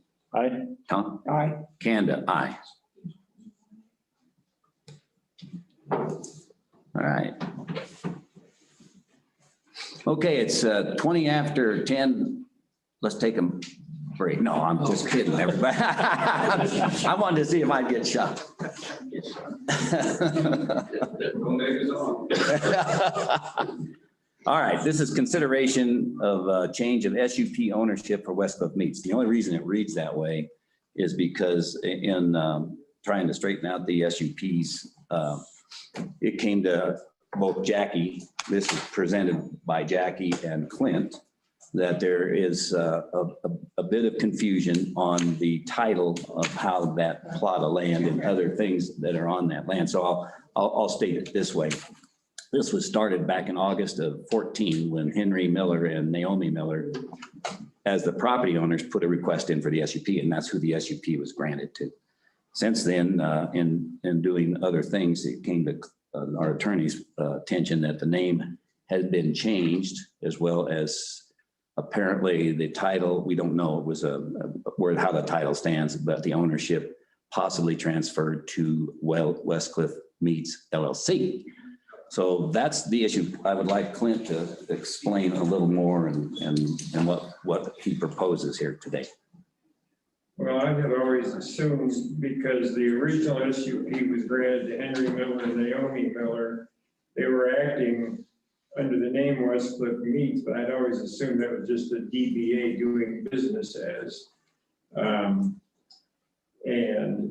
I think that even though there was an LLC, they were essentially, I mean, they were still the owners, but when we looked into this recently, in November of last year, November of 2020, there was actually a deed called the bargain and sale deed that transferred ownership of the property itself from Henry Miller and Naomi Miller to Westcliff Meats LLC. So at this point, Henry Miller and Naomi Miller do not own that property. Westcliff Meats LLC, which is a separate legal entity, owns the property. And right now, I don't know who the members of Westcliff Meats LLC are. It could just be Henry Miller and Naomi Miller. I don't know, but that's why I am recommending that somebody, whoever has the authority to speak for the LLC, would meet with Jackie and me and talk about this and provide the membership information that we need, first of all, to see who's the owner. I mean, I know it's Westcliff Meats LLC, but I need to know if Henry Miller and Naomi Miller are still on that, if there are other people that are part of that who are now owners, because the ownership of the SUP has to be in the name of the people who actually own the property or the entity that owns the property. So I think it's necessary to get that tidied up and get that figured out. Henry That's all Miller I- owns Westcliff Meats LLC. Pardon? Henry Miller owned Westcliff Meats LLC. Well, I need to see some paperwork that will show me who the members are. If it's Henry and Naomi, if it's just Henry, if there are any other names on there besides Henry and or Naomi. So that's why whoever's got If that. you go online to the state, you can see who owns what LLC. I've gone online and I've looked that up, but the document that shows who the members are, I couldn't access that. You can? Oh, yes, sorry, yes, we can access that. We can look on Secretary of State's website. Well, I looked and I found the LLC, but I did not find the names of the individual members. So It should have. if Kelly can get that for me, fine. I couldn't find it myself. And what about Westcliff Specialty Meats? And then there's another, you know, and now there's a Westwood Specialty Meats LLC. So I need to see what that entity is. But ownership by the deed, this bargain and sale deed, is in the name of Westcliff Meats LLC. So that's what I'm concerned about. And if Westcliff Meats LLC is no longer in existence, if that's been superseded by Westcliff Specialty Meats LLC, then that's another issue. I don't have enough information right now. We need to get it sorted out to be sure. So The SUP is in the name of whoever actually owns the property. we're not doing any business in the name of Westcliff Specialty Meats. It's an LLC, but we're not doing any business under that name. Okay, and you are, Montana, Henry. okay. So what I'd like to do today is to straighten out that. So we've got the track in the sand, because it's important, because from an SUP point of view, we need to make sure it's clean and that the SUP is in the right names, so that we don't have to vacate that or redo it or apply for a new SUP. If we do, then that would take some time to do. And it's very important to me and to everybody that's here that meat processing plant continues to operate and to be an entity that keeps the jobs going. So even while we're trying to sort through things, we want to make sure there's time to do that. And if it includes at some point reworking an SUP, then that would be part of that process. So that's all we wanted to accomplish today. It has nothing to do with, because there is a quota cloud. It's not a cloud per se, but it is confusion on what that is, so that Jackie and the zoning board can make the right decisions to move forward. So that's where we are right now. So for clarification, if Hank owns Westcliff Meats LLC, do we have an issue? I don't know. Now, if I can see the documents that shows that the person who the SUPs was originally issued to is still an owner, but if there are other owners besides that, then there needs to be a modification Right. to add the other owners on them, which may need to go through. Right, and so let me state one more thing, I'll give you a chance. So therefore, if it required another SUP, that's not bad. It's just me, or a reapply. That's not a bad thing, because we want to make sure we grant enough time to work all that out so that it gets reestablished in the right name with the right requirements that you're asking for the SUP to cover. That's the whole point. So we want to make sure it's right. We want to make sure that give you time to work it out, and that and that time would include time to go through a planning and zoning kabuki dance if that were needed. So why, I guess my question is, why are we here? Couldn't have somebody just asked for that documentation? Well, We that's, should have provided that without having. that she brought it here for us to ask for that documentation. We have to do that way.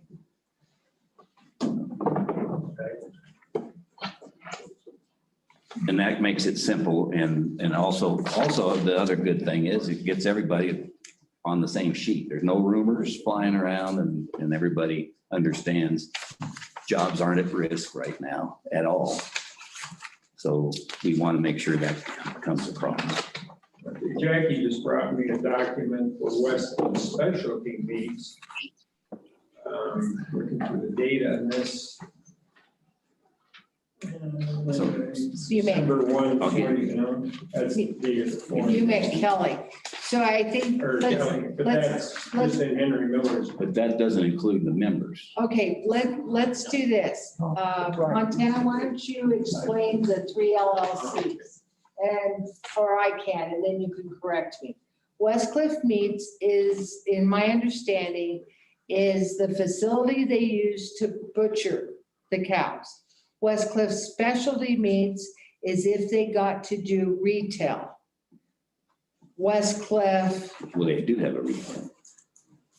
in that other building. No, the retail went away when they couldn't sell the box meats.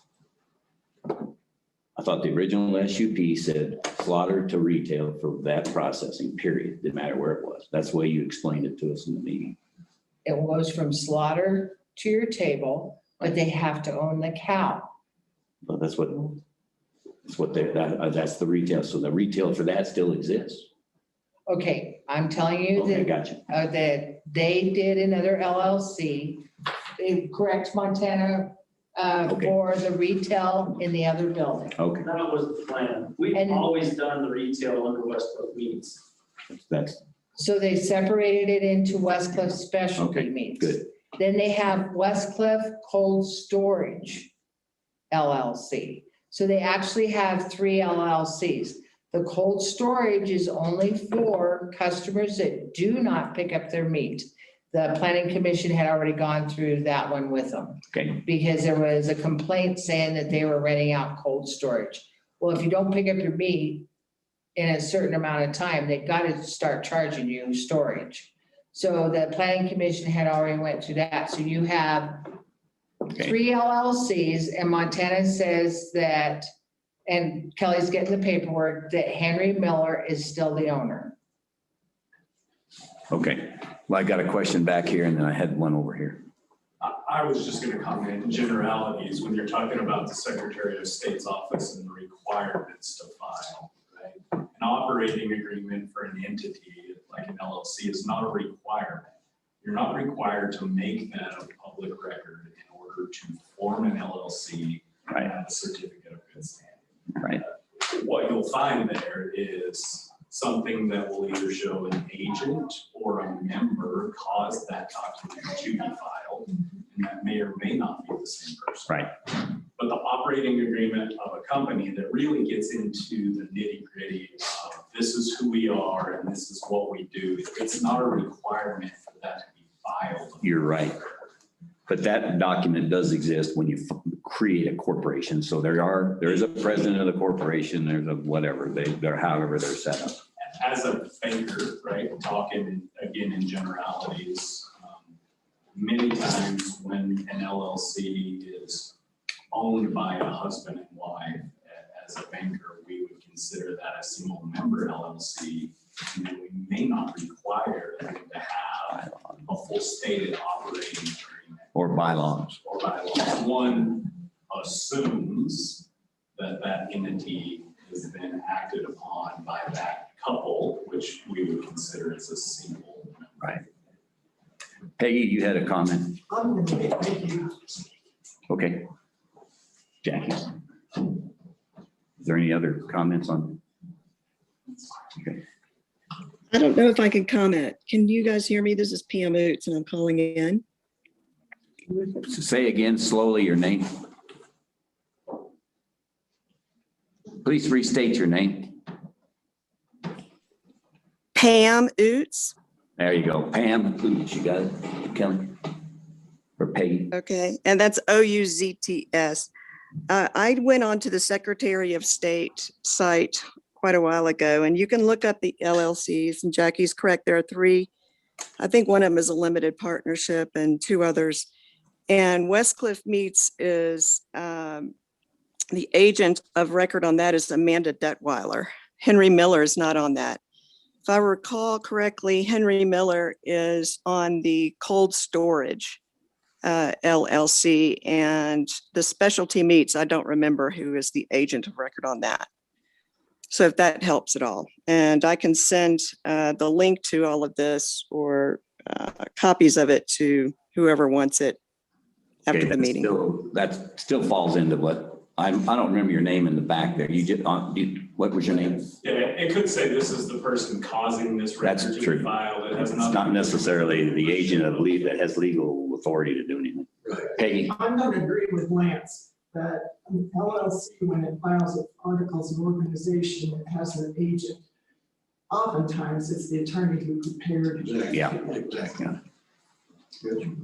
And we have that paperwork of an agent, and the agent, we have that paperwork. Okay. All right, so now what do you need to do now? I don't- You need with Clint. I want you to, I guess I want you to clarify if you have LLC and it's under Henry Miller or whoever, then Henry Miller is still the same person that applied for the SUP. It doesn't matter if it's an LLC, it's still Henry Miller, correct? No, he's not the owner anymore. The owner is the LLC, and that needs to be tidied up if that's the case. The latest one was the specialty meats. Henry Miller is the registered agent for it, but it says the management of the company is vested in the members, and the members aren't listed on this document that was just given to me. I want to see who the members are, because the members presumably are the owners. Well, the LLC, but I need to know who the members are to comprise the LLC. So from my perspective, and I hear both what you're saying, that is very important. And I don't want to have somebody that thinks something's this or that went on some website or whatever. We need to let that happen like Jackie proposed, to get with Montana and whoever else is important to discuss that with Clint and then decide what our next steps are, if there are any, to propose back to the Board of Commissioners to consider. Otherwise, I don't want to spin our wheels. Just documentation. Right now it is, and then it might mean, depending on what they come back with, who is the legal owner, and is the SUP currently legal under that name or not? And if it isn't, then we have to deal with fixing that. And that would be the process that they would go through with the planning and zoning with Vic and the team to decide what to bring back, and we would work that to consider. Otherwise, I don't want to sit here and invent things for now. So, Mr. Chairman, my perspective is that if I understand things correctly in Montana, you're certainly welcome to correct me if I'm wrong. It appears that the ownership of that property has changed from Hank Miller to the LLC. If that's correct, then there needs to be some changes with the special use permit. So are you saying that the special use permit is attached to the property? Correct. And that was going to be my next statement for everybody to understand. According to the zoning resolution that we operate under, special use permit or any other variance is tied to the property, not the owner. The other way around. Sorry, the owner. I'm sorry. The owner, not the property. So if the ownership changes, then the special use permit needs to change. So I'm confused. Who owns the special use permit? The guy that owns the property. Hank Miller owns, he doesn't own it, but Hank Miller Is it the real estate or is it the business? it's not the business, it's the owner. No, you talking about the owner, you don't have the owner of the real estate or the owner of the business? The owner of the Two different business. things. Because You were saying. he could be you were saying renting. the property. Right, and that, I misspoke. It's not Yeah. tied to the He meant- property. Right. That's what I. Yeah, it's not tied to the So property. that's why we need to So if make it's sure, not tied to the property, then why does the title change on the property affect the SUP? because the owner is the business. So he owns the SUP. It's in his name. Okay, but if he owns the business and the SUP, why is there an issue? If he owns the business under the correct name, there wouldn't be. That's an true. issue. Just clarify. But that's why we need to straighten that up, to be very clear, because there's two different names and a third, let's get it straightened out. Then we can deal with it because we don't want to do something wrong and have it to close business or change it or whatever. We want to do the right thing. So when the property changed ownership in November, why was it not an issue in November? Should have been. It should have been, and Clint, we didn't catch, nobody caught it. Well, now, again, you're saying property. We're not talking about property. But But the he's owner, not talking about property. He changed the name of his business, correct? Changed the ownership of the business. yeah, he did so. In effect, that would have Actually, happened. he did the property over from his name to the LLC. That's a change from individual ownership to ownership by an LLC. There's Those are nothing two wrong with different that. entities. That's fine. No issue. But he- Well, I don't know. I mean, if he's not part of the LLC, if he's not a member of that, I need to see. Because the ownership. But you said property. The property isn't running the business. It's the LLC, the entity, not the real estate. But the SUP was then issued to an individual. Right. But now you said property. He's not a property. He's an individual. That's right, that you got confused when it was stated. The owner is the SUP's listed to him and it can't be transferred. It has to be that guy doing the business. So right now it can't be transferred. Now, that's not to say we couldn't change our resolution to make that happen. Well, can we have Mr. Barnes speak on something? Sure, why not? Okay, go for it. What do you want him? You just got thrown under the bus. Well, right. Jackie's good at directing traffic. Why, let's say identify Vic Barnes as the Yeah, chairman. Vic is the chairman of the board, planning and zoning board. Planning Commission. Commission, I'm sorry. Yeah, our recommendation at that time, and this is a letter that was sent out on your decision, but it was to Westcliff Meats. That's who was identified when we held our planning commission meetings and made a recommendation to you. And then here, the first condition is that this goes with the ownership and not the parcel. Right. I don't So, know, you guys, have you seen? yeah, this? they've seen that. So it actually is Henry Miller in our meeting, because the planning commission believes that it's Henry Miller doing business as Westcliff Meats. And according to Clint, that's not. And this letter is to Henry Miller. And that's how you made your recommendation to the Board of County Commissioners. Is That's that correct? correct. So, okay. So a couple of the planning commission members had weighed in today and they said no, that they always assumed that it was Henry Miller doing business as Westcliff Yeah, Meats. I think that's what Clint said too. Everybody was under that impression. So if I can finish my comments. Go ahead. I don't believe the county commissioners or the planning and zoning office was aware that Westcliff Meats was then reformed under Westcliff Meats LLC, which was then reformed under Westcliff Specialty Meats LLC. I certainly didn't know that as a county commissioner, not that I would unless it came through the planning commission. So if the ownership of that business changes, in my opinion, when I read this special use permit, then there has to be a new special use permit issued for that business. Does that make sense? I see where you're coming from. We're throwing a lot of names around. Westcliff Specialty Meats, Westcliff Cold Storage. I realize that they exist. We do not do business under those names. So if we could, in this conversation, kind of, let's put those out for right now so that there's no clarity issues. Right. So So there is a Westcliff Meats LLC, period. Westcliff Meats LLC, that is the business that Aaron and I run, or Hank and Naomi. That is how we've always run the slaughter facility, and box meat sales and all that stuff has run through Westcliff Meats. I think that there was intent on Hank's part as he went through this to separate the businesses a little bit for ease of management.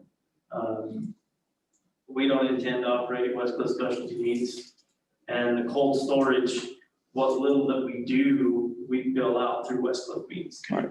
So there could be a problem from my perspective, and that is if Westcliff Meats was given an SUP, a variance to the zoning resolution to operate a meat packing plant, which is exactly what the wording is, then that's the limit of that special use permit. That's why he came in for a variance, because he wanted to sell something else. Anything other than the activities allowed by state statute would require a different special use permit or a variance to that special use permit. So we've had this conversation. Our attorney has tried to interpret the law to say, what can Westcliff Meats do legally? That's all we're interested in under their current special use permit. Now, I have my beliefs what that is, but the law is a little ambiguous. And I'm a little confused too, in that I want it to be clear that LLC is who the special use permit is, because according to Clint, if during that transaction with that quick claim deed or the special deed that he did, that may impact it, which would require an SUP with the right, whatever the requirements are to do business. And so that's okay. Either way, it may be. So let's try to get that clarified. And then if there's some other action to take, then you can come back, and if it means Vic and the planning and zoning guys take another look at what that business plan, not plan, but that requirement, that business that you're trying to work includes X, Y, and Z, that's what's presented to be either the modification or a new SUP or whatever at that time. So the other point, if I may, sir, that I wanted to make is that the zoning resolution and the SUP has no language in it about who operates that business. From my perspective, that's not under our purview, is who's operating the business. It's who owns the business, who applied for the SUP, and what the conditions are for that SUP. I'm sure you're aware of those conditions. Our last conversation was, from interpreting state statute, was that Westcliff Meats could sell meat to the public if the animals that meat came from were owned by Westcliff Meats. I'm sure you guys are aware of that. A lot of people aren't. I've had many phone calls about that. If Westcliff Meats owns the animal and they process it, then they can sell that meat. According to the conditions of the SUP, it is my opinion that that's the only products that can be sold out of Westcliff Meats under the current special use permit. And you will note that as soon as we were made aware of that, I was also made aware of your decision to do that, and I appreciate that. So, and also, if you need to do boxed meat or retail, that's the thing that has to be, if you're going to do that, we need to know that and modify it or reapply for the SUP to include that, not, whatever it is. My phone and email was burned up with people blaming me and us for prohibiting Westcliff Meats from selling meat. And that is absolutely not the case. We never prohibited Westcliff Meats. And we were never given the opportunity to approve boxed meats. It was other things. the interesting thing to me is in all of the special use permit discussions with the changes that Hank proposed this spring, that never came out until now. Obviously, I wasn't privy to those discussions. Yeah, I think you're exactly right, Montana. A lot of this came to light through the research and discussions about the pending modification to the SUP.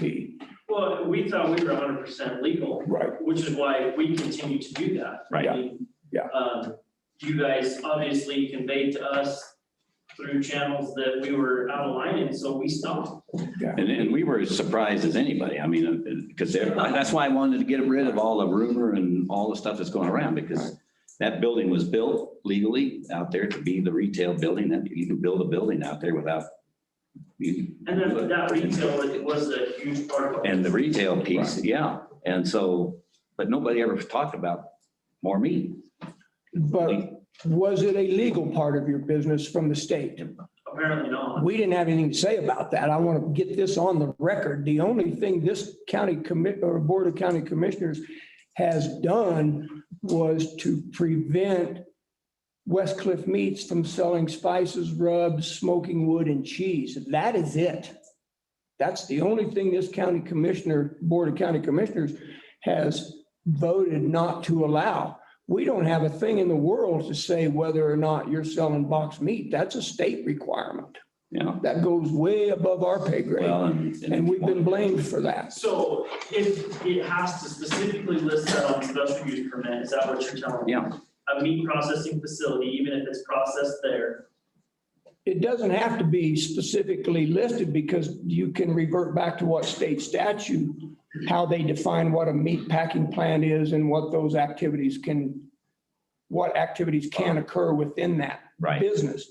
And that is our understanding, Clint, jump in if I'm misspeaking, is that if the business owns the animal, they can process it and sell it to the public.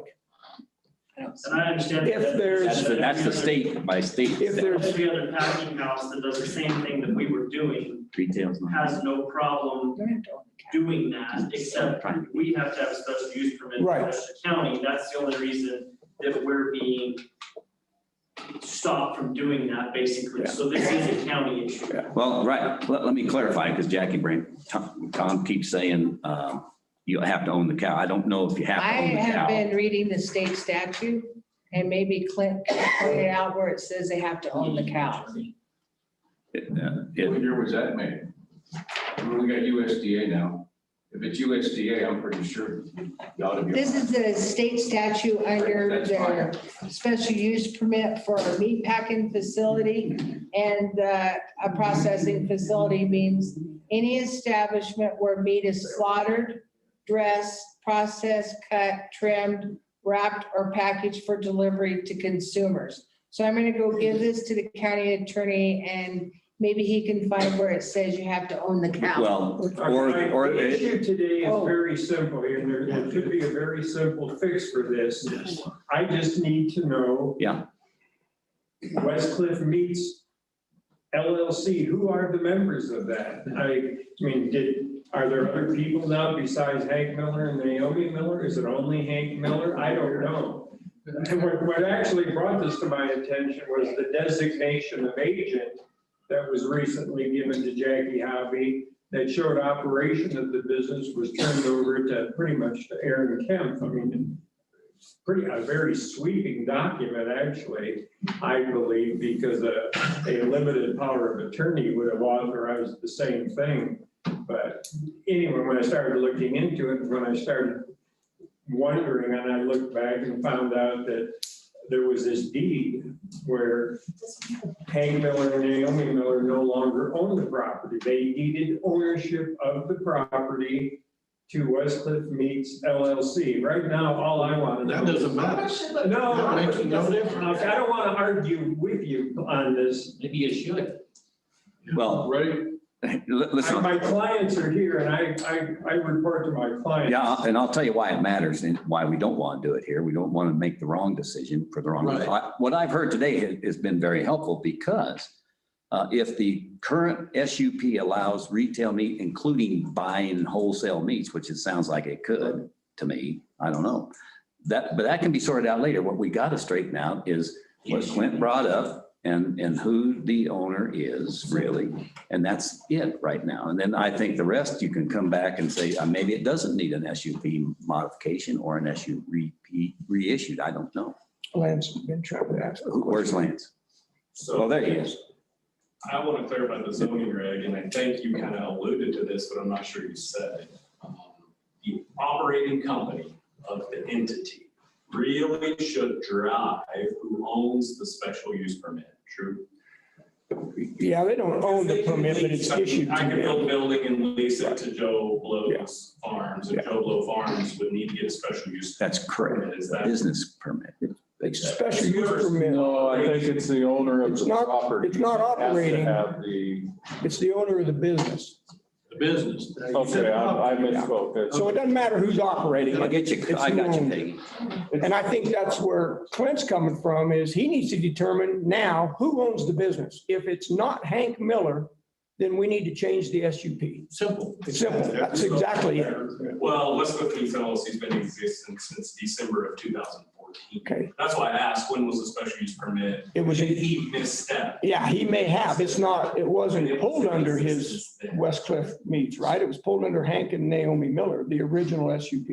And I've been with Hank since the beginning. Right. Yes, but. He's been doing business as, But the planning commission says Hank and Naomi Henry is the legal name. right, Henry and Naomi Miller pulled the special use permit, but when he went through the special use permit process, it was doing business as Westcliff right, Meats. but that has nothing, 2014. But it wasn't DBA, it was just Westcliff Meats LLC. I was just curious. Yeah. Because it's been operating Right. since December of 14. right. When you look at the SUP, the documents, it's Hank, Henry Miller and Naomi Miller. Period. That's it. All the other LLC stuff's happened since then. And I believe Clint's right. If the ownership now is Westcliff Specialty Meats, or if it's Westcliff Meats, or if it's Cold, doesn't matter what the name is. If the ownership of the business has changed, then the SUP needs to change. My question is, what drives ownership according to the zoning reg? Let's talk about the zoning reg. Is it ownership of the facility, or is it the operating company that operates? It's land It's use. how you use it. So land use would be, Land use, the owner of the land. okay, that was my clarification, is who's that issued to and what? And the owner of the land now is Westcliff Meats LLC, according to that deed. So I need to see who that is. Right. Okay, Peggy had a question here while she, Yes, I'm an attorney not licensed in the practice in Colorado yet. I am totally confused by what you're saying. Clint keeps talking about property, and you guys are talking about the business. Now, I think we need clarification. Clint, are you talking about property or the owner of the property? I'm talking about land use. And land use, it's the owner of the property that gets the SUP. And if the owner is still Hank Miller and Naomi Miller, or just Hank Miller, I don't know. I mean, that's fine. That's who the SUP was issued to, not to Westcliff Meats. It was issued to Hank Miller and Naomi Miller back, wasn't it, Jackie? The original SUP in 2014, it was just to Henry Miller. It was just to Henry Miller. Okay, but it's in, and. The application was landowner of record, Henry and Naomi Miller. And the landowner of record now is Westcliff Meats, LLC. correct. So I. So sort it out. Is what he wants to know. I want to be sure if So- Henry Miller is still involved, if there's any other owner through the LLC now. So our, Kevin, let Kevin talk, he had talked for a minute. Then I got a question. My question would be for you, Montana. Would you and Aaron be willing to sit down with Jackie and Clint and with some, I would say, documentation as to who is Westcliff Meats LLC? That seems to be the first step that needs to be taken. So that we can clarify that. Then we can see if there is an issue or if there's not an issue. And if there is an issue, then we can move forward at that time. I know as far as if there is moving forward, we can look at that time and see what we can do. Personally, I don't want to see this business go away, and I may be misspeaking by saying that here, but I don't want to see it go away. I don't want to see it closed and down during the process, but that is something we would have to look at how we could do if there is an issue. It may be a non-issue. But if you guys would be willing to sit down with Jackie and with Clint And so that we can clarify the issue that we've spent quite a bit of time here now just trying to figure out one question. And I think that question needs to be answered by you guys getting together so that we can see documentation of who is who, what is what, and then we can move forward at that time. That would be my suggestion. Just a question out of curiosity, since you are represented. Could you state your name? Michael Bishkoff. Since you are represented by Clint represents you folk. Is there any reason that Mr. Kent in Montana can't bring their attorney with them? No, none at all. None at all. Making sure. Before I get to you, I'll restate it too, because Kevin's not out of line what he said at all. We have no intent to close this business down, and we'll do whatever is necessary to make that happen. We don't know what that is until. So we got to figure out what that is, and then whatever means reapplying, it means reapplying. I don't care. Now, if we reapply, if Westcliff meetings reapply. Oh, state your name. Jerry Jennings. And Jerry they Jennings. reapply, does that mean that the business will be shut down in the interim? No, see, remember what I said, we intend not to shut the business down under any circumstance. Now that, but right now, if that were to be done on our, what we have now, yes, it would mean, gee whiz, it's a new owner, reapply, and you got 6 weeks to go do that.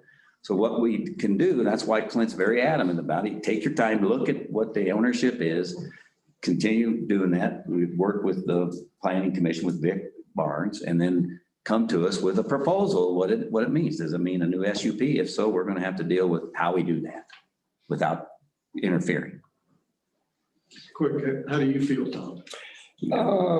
Well, first of all, I think we're all kind of hitting the same nail here. Yeah. I'm hoping that Henry Miller's name is on Westcliff LLC. That should simplify a lot of things. If he's taken Henry Miller and Naomi Miller out of Westcliff LLC, then my opinion would be to say that business needs to go back to the planning commission and apply for a new SUP. That's right. If his name's still in there, then personally, I would support making this transition, getting the records cleaned up unless council says you just can't do that. But everybody needs to understand, going back and getting a new SUP is not going to happen overnight. There's a 45-day notice. There has to be a site visit. Jackie could go through the litany of the things that need to be done if an entire new SUP has to be issued. I hope that's not the case. Takes time. In that situation, what are we gonna do? Right. Yeah. Well, In what situation, We Montana? have to file for a new SUP like you stated. right. What are we gonna do?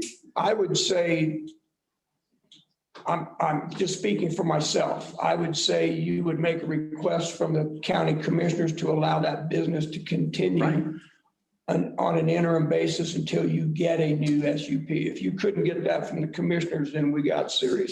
That's the process I'm talking about. You have to go through the process. I would too. Because this dog and pony show, God only knows where this is going. No, Jimmy, I appreciate what you just said, but we need to. Calling this a dog and pony show? No, that's right. No, I appreciate him pointing out that it takes time.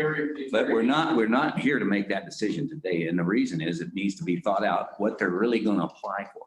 Because if it's a new SUP, that needs to be clearly thought out from their business plan point of view, what they need.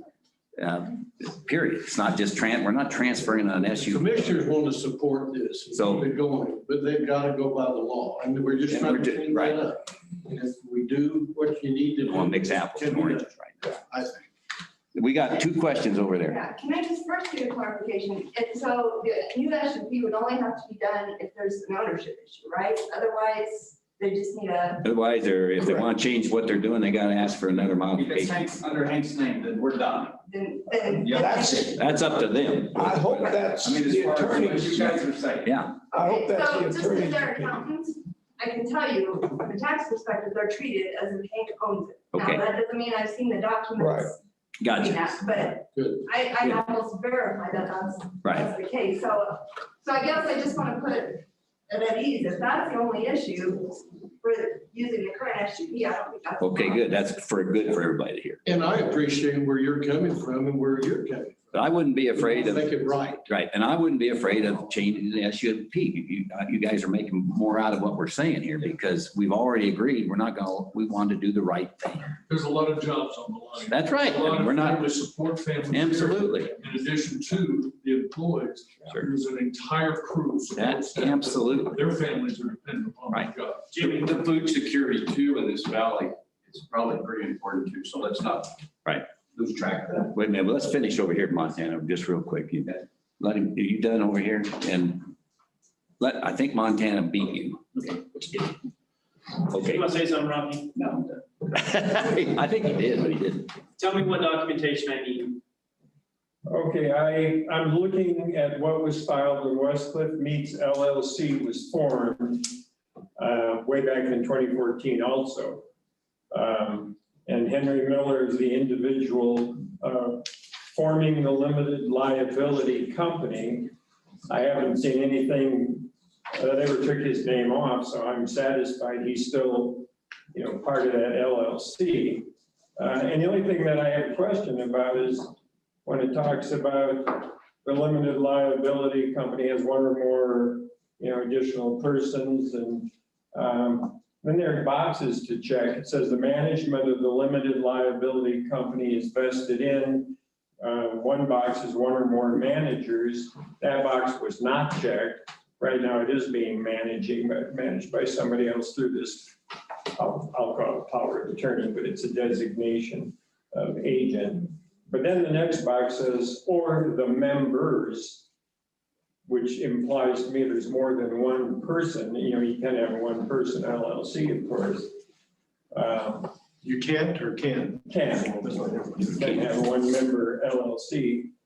And then there's another box to check that says there's at least one member of the LLC.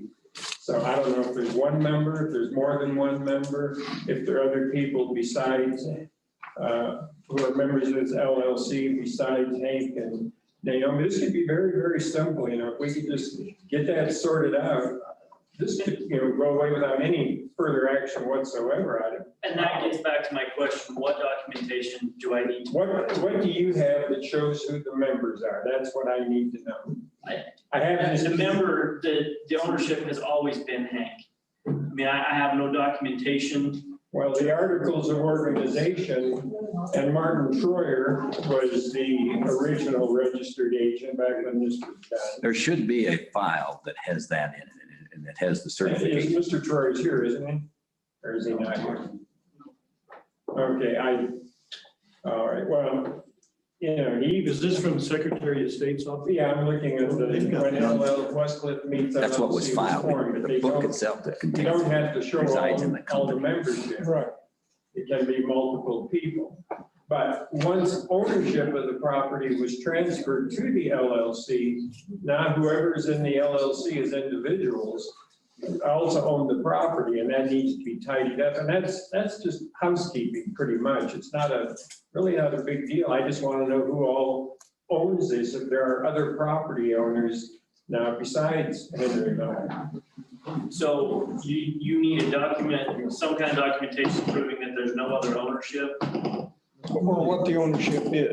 Really what it is. If Westcliff, I guess the sworn affidavit that Westcliff Meats LLC is just Henry Miller, period.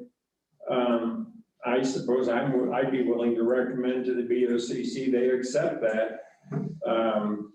And if that's the case, and it's still just Henry Miller, then all he has to do is to, see, I think that's something that the Board of County Commissioners could do without having to go back to the Planning Commission for anything.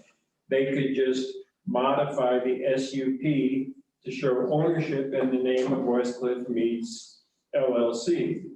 Because Henry Miller and I, if Naomi Miller is not part of it, if she doesn't own the land anymore, if he's the only one who's a member of the LLC, and he's the only owner of the property, but he's the one that was originally given the LLC in the first place, just him. So I wouldn't say there would be any need to do anything as long as I know Henry Miller is the one and only person who constitutes the membership in the LLC.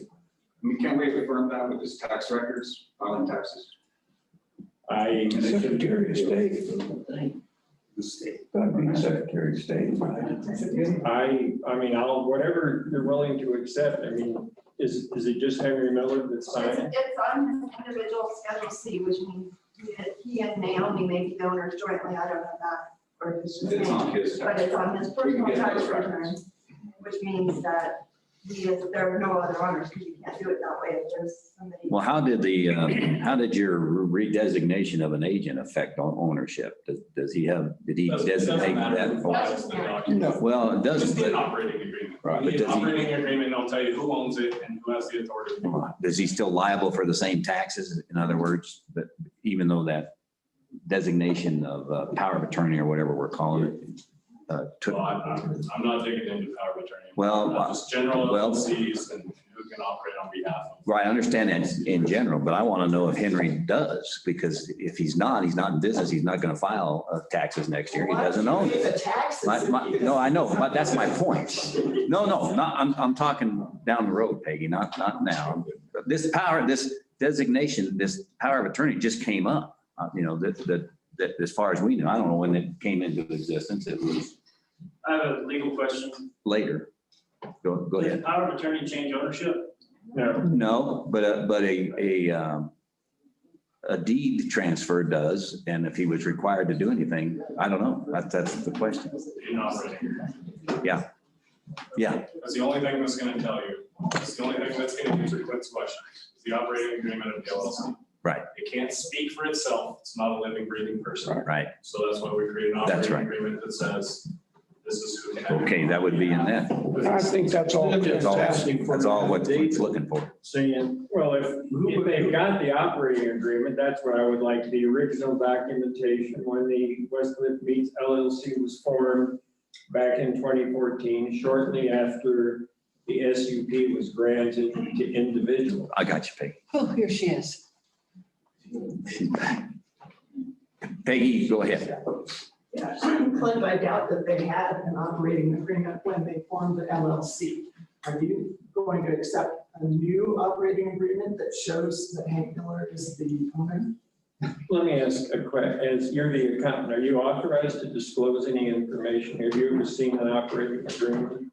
I have not seen an operating agreement. Okay, since you talked a little bit, do you file taxes for Westcliff Meats LLC? I will be going forward. I have not in the past. I've seen their prior tax returns.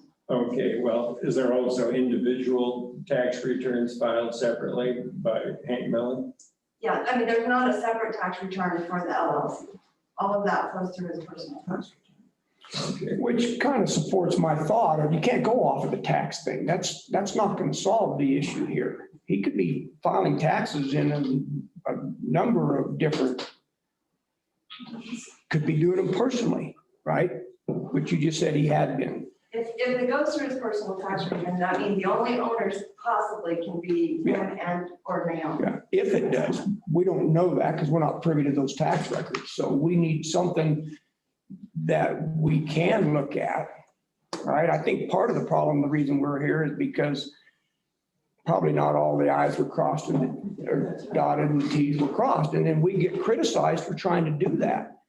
And it's just not right. We're trying to figure out what legally and what common sense approach can come together and make this happen. If I've been sitting here dying to ask this question, I'm not going to ask it. I'll make a statement out of it. If you came here today thinking that I, as a county commissioner, want to close this business down, you are sorely misinformed. That has never been part of the conversation of the Board of County Commissioners that I've served on. We had to make some tough decisions, and then we got criticized for those decisions. If you think we wanted to close this business down, we would have left that penalty assessment at $80,000 that we originally voted on. And we retracted that because we were afraid that was going to put that business under. So we changed that. Thank you. If you're here thinking we don't want this business, you're crazy. That's all there is to it. I don't know how else to say that. Clint's got to be satisfied. Right. And I understand that. So you guys, like you said, just work with him and Right. it's never changed on Hank and Naomi's name. Just satisfy him and he'll recommend to the board and it's done, right? Yeah, and it's just too bad he's not here to help. That's okay.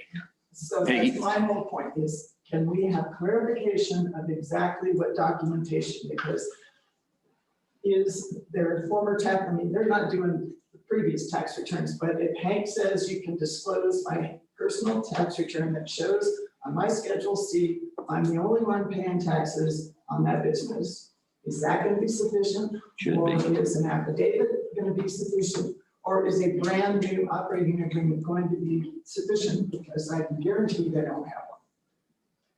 And are you going to be filing taxes as a company? You're not. Well, that's not how it works. No, I know. No, how it works is that they prepare a return for the LLC. Mhm. But the LLC does not pay the taxes. Right. It's a pass through. So it's a pass through. That's a pass on the through. Schedule C of his personal Right, tax. right. Actually, just all goes to the person. And that's my question is that the Schedule C pass through would have to be to that owner, whether it's him or somebody else. And that somebody else, according to Clint, could be somebody Not a named. separate tax return if the only owners are. Right, And or named. right. So I'm just asking what is going to be acceptable? Well, I think that's between the attorney Yeah, and why don't you guys and work the that out? business. That was going to be my statement. Thank Yeah, you. we don't need to continue on The that. horse is dead. Yeah, we beat him. Well, I'm not quite. I've got to choke you. So, Mr. Chairman, I have another question before we leave. Go ahead. Go ahead, quick. Tuesday morning, I gotta tell my crew something. Are we gonna run until this is resolved? Well, I'll restate it. I don't know how many times I have to say it. We're not here to turn any work off, period. I understand that. And then on Tuesday morning, you can go to work. What I'm asking is, do we need a resolution to No. operate from you guys until we get this resolved? There's no need to do that right now because we don't see, there's nothing been shown to us that he doesn't own the thing. So don't force us to vote for something that doesn't exist. Montana, to respond, I would think the only time that would come into play is if our attorney determines that there has been this change of ownership and now you have to get a new SUP. And that's what I've been trying to say But also. until then, And you guys in that situation would make an effort to get us on the agenda to where we can handle that in a timely fashion? Yes. Yeah. Good reinforcement. I've got 600 producers that I have to tell something to and 30 employees. right. Somebody just hired this morning. I kept hearing 29. So I do have another point I want to bring up, Montana. It may or may not be applicable, but I think if we don't talk about this, I'm afraid we're going to end up in some rabbit hole that we all probably don't want to be in, and that is you are aware that I need to choose my words carefully because I might misspeak this, that Hank Miller is in an agreement with the county to pay a penalty that was assessed to him. Is that going with the business? Is that going with Hank Miller? It's none of my business as long as that check hits the planning office. Jackie, are we current? They are currently up to speed with their payments. They haven't missed a payment. What's his Ever. name? Aaron did the payments. They're also sending in their sheets for their disposal from CNC. They have implemented a trash plan to pick up the trash twice a week, correct? Yes, ma'am. The disposal of the blood is picked up by Enviro, Twin Enviro. So when their modification came up, the complaints were the trash and the blood and stuff. So when I did a spot check on them, this is what I found out. So there is no issues at this point with Westcliff. Yeah, I wasn't challenging whether or not they were current. I just wanted to bring this up. Yeah, how do they keep to paying? say somebody's got to keep paying. That's none of my business who it is, really. No, and I understand that. Yeah. Normally I'm not a risk averse person. I like to let it all hang out, but in this scenario, in this, we're playing it by the Right. rules, 100%. If you guys want to come out, just come. Don't call first, just show up. Yeah. In an effort to try to bring this to an end, based on what I've seen documentation from the Secretary of State's office, Henry Miller formed the LLC, Westcliff Meat LLC. He is still part of that, at least. Whether there's anybody else who's part of it, I don't know, but he's part of it. So what happened with that deed is he deeded it from his own name into the name of the LLC, which was deeding it to himself in another way. So there's no reason to shut down the SUP. It's just to get it cleared up if there are other owners of the property now who should be listed as landowners, because this is an SUP is for the owners of the land. So Henry's okay by himself. I just want to know if there's somebody else who should be named in this as part of the LLC. So, Mr. Chair. So it's business as usual. I don't see any way that this could possibly shut you down in any way, since, but from what I've seen here, Henry's still the owner through the LLC, okay? Okay, got it. Tom? Well, I'm going to ask Vic a question, but to give you an example, Montana, we just instituted the regulations for short-term rentals, and we put language in there that said if there's a change in ownership of a short-term rental, that there's a transition period that they don't have to interrupt their business. I look at this as kind of the same way. And that's the way that I viewed it as well. Yeah. So I have a question for Vic. You served on that planning commission a hell of a lot longer than I've been a commissioner. Does this whole conversation seem like it's reasonable, or are we off the rails? Are we in opposition of the zoning resolution, in your opinion? I don't think you're in opposition to the zoning resolution. It seems like it's gotten more complex than it needs to be. The bottom line is that the SUP is issued to the owner. That's the bottom line. And I would think there ought to be a deed somewhere that says, JD would have it, that says who owns the property. I've got the deed right here. We got it. Clint has the deed. It's the owner of the property is now Westcliff Meats LLC. Yeah, and so if there has not been a change in the ownership, then it's business as usual. I don't see any problem. Thank you. Okay. I'm just saying the SUP should reflect who the owners are. I mean, the owner is Westcliff Meats LLC, but that is an entity that's comprised of members. It can be a one-member LLC. Hank just turned it over into a one-member LLC, then that's fine. It's the same deed, right, Quinn? It's the same land. The deed, the ownership, there has to be a deed that specifies the ownership, and that hasn't changed, correct? well, at the time the SUP was granted, ownership was in Hank and Naomi's name. Now it's in the name of Westcliff LLC. I don't know if Naomi is part of the LLC or not. But Hank, the actual SUP was issued to Henry Miller only. And Even though there was next another one owner. issued to an LLC. So Right. this is a whole lot more complex than what I ever expected it to be. I just wanted to sort it out and figure out who was owned the LLC, or somehow they transferred ownership out of Hank's name completely. And we could have done that on a different meeting, but we have to do it in public. That's why everybody is here. So that's okay. And if you're going to beat the dead horse, we're not going to let No, you not gonna talk. beat the dead horse. Okay, what do you got? I'm John Decker, District 3 voter taxpayer. And up in Chaffee County, you have a meat company similar to what they want to do.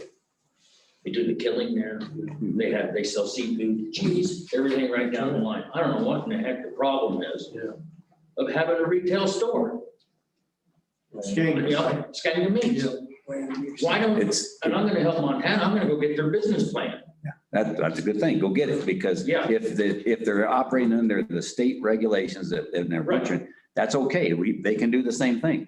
But we had to look at, and the reason it is a concern is we're not establishing a grocery store, retail grocery store. That wasn't the intent of an agribusiness down there. That's the only one. A retail meat store that sells cheese and all that stuff, or box meats, fish and chickens. Right. Nobody ever applied and they didn't include that in their SUP initially, see?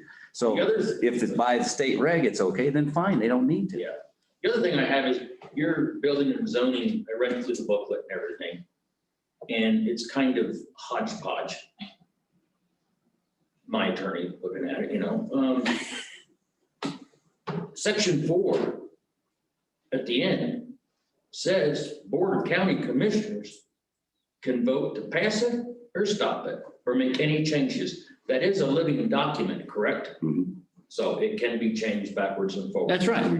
We just modified it and we haven't, it's not published yet. And what Tom referred to on the STRs, well, yeah, the STRs is the new one where we allowed the owner, we didn't want to stop and start that. We transfer the ownership, the business can be done. Because I've heard. Same thing could be done here under another SUP modification if we wanted to take that on and include that so we could preclude some of this kabuki dancing that we're doing now. So in other words, the SUP just needs to be updated. Could be, but We right. just updated. And we just he said SUP, not the.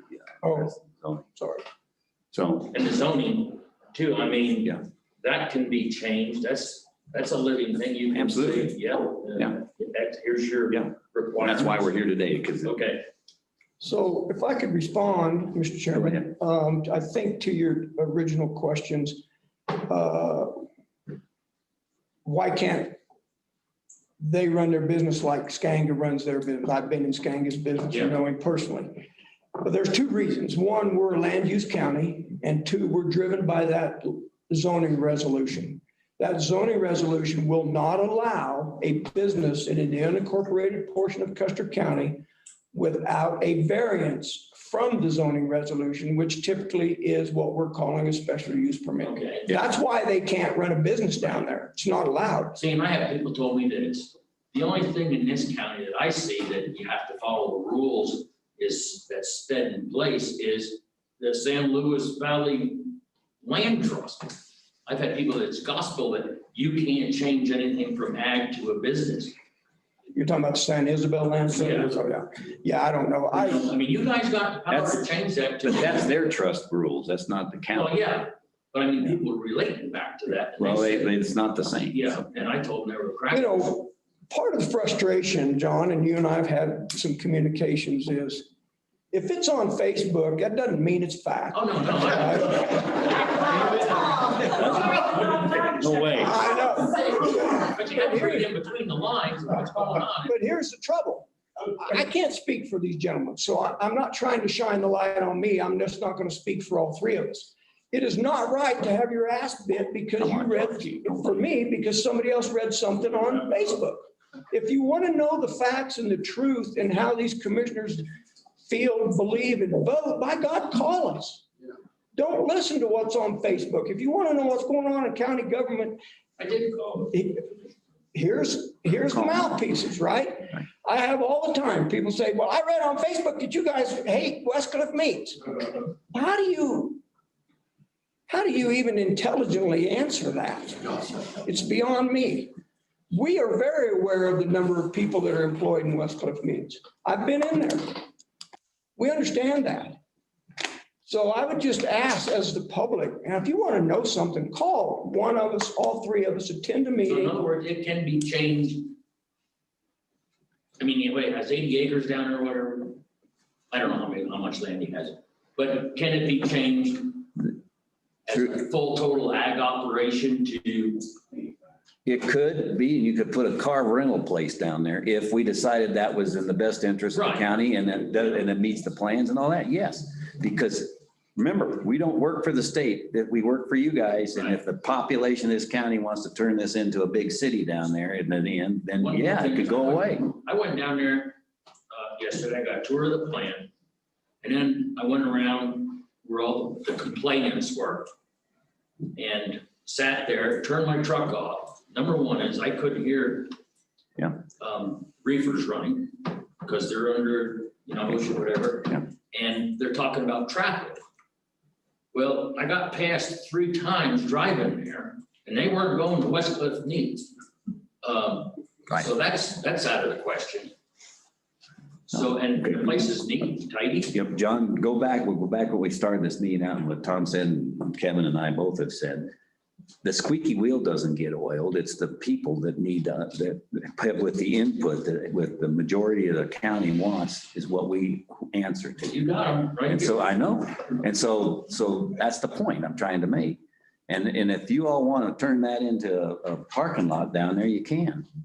That's what we Well, we'd like be the holding to. competition of the grocery store who sends all their profits Well, to Texas. see, there you go. Now, that's a good point. And that's why the retail meat piece of this is important. We all understand that. And you want competition is good, but you got to do it within the rules. And if the rules are that you've got retail sales and it's going to be a meat plant and a meat processing and a meat sales, you couldn't have it. Skanga's got thousands of cows down there. You want to see 1,000 cows down there if you have to own everyone and then get enough prime ribs for everybody to have a prime rib and then you're going to grind the rest in the hamburger. What are you going to do? You can't do that. And that's why it's important to get the right business going. And if it already includes wholesale meats, then fine. If it doesn't, then you ought to look at it coming back to the planning commission and straightening things up or get it straight in the first place. Go ahead. Could Jackie please reread the state's requirement for the retail SUP? Well, why, sure. Why? What did you back up for? While she's looking for that, I might, if I Go may. ahead. I think your question is a little different than what Bill was answering, if I heard your question correct. Maybe. I think what you were asking is, do we have to stay a land use county? Right. That would, and you can correct me if I'm wrong on this, we wouldn't have to, but it would be a long, arduous process to change that because it would be just like what we went through to change the zoning regulations. And what Bill was answering is staying within the purview of that, getting the SUPs. I don't see in the foreseeable future to where this county would move away from being a land use county. Yeah. Rob Canterbury had a question. Yeah, Rob does. So in other words, I'm confused at is classified as ag.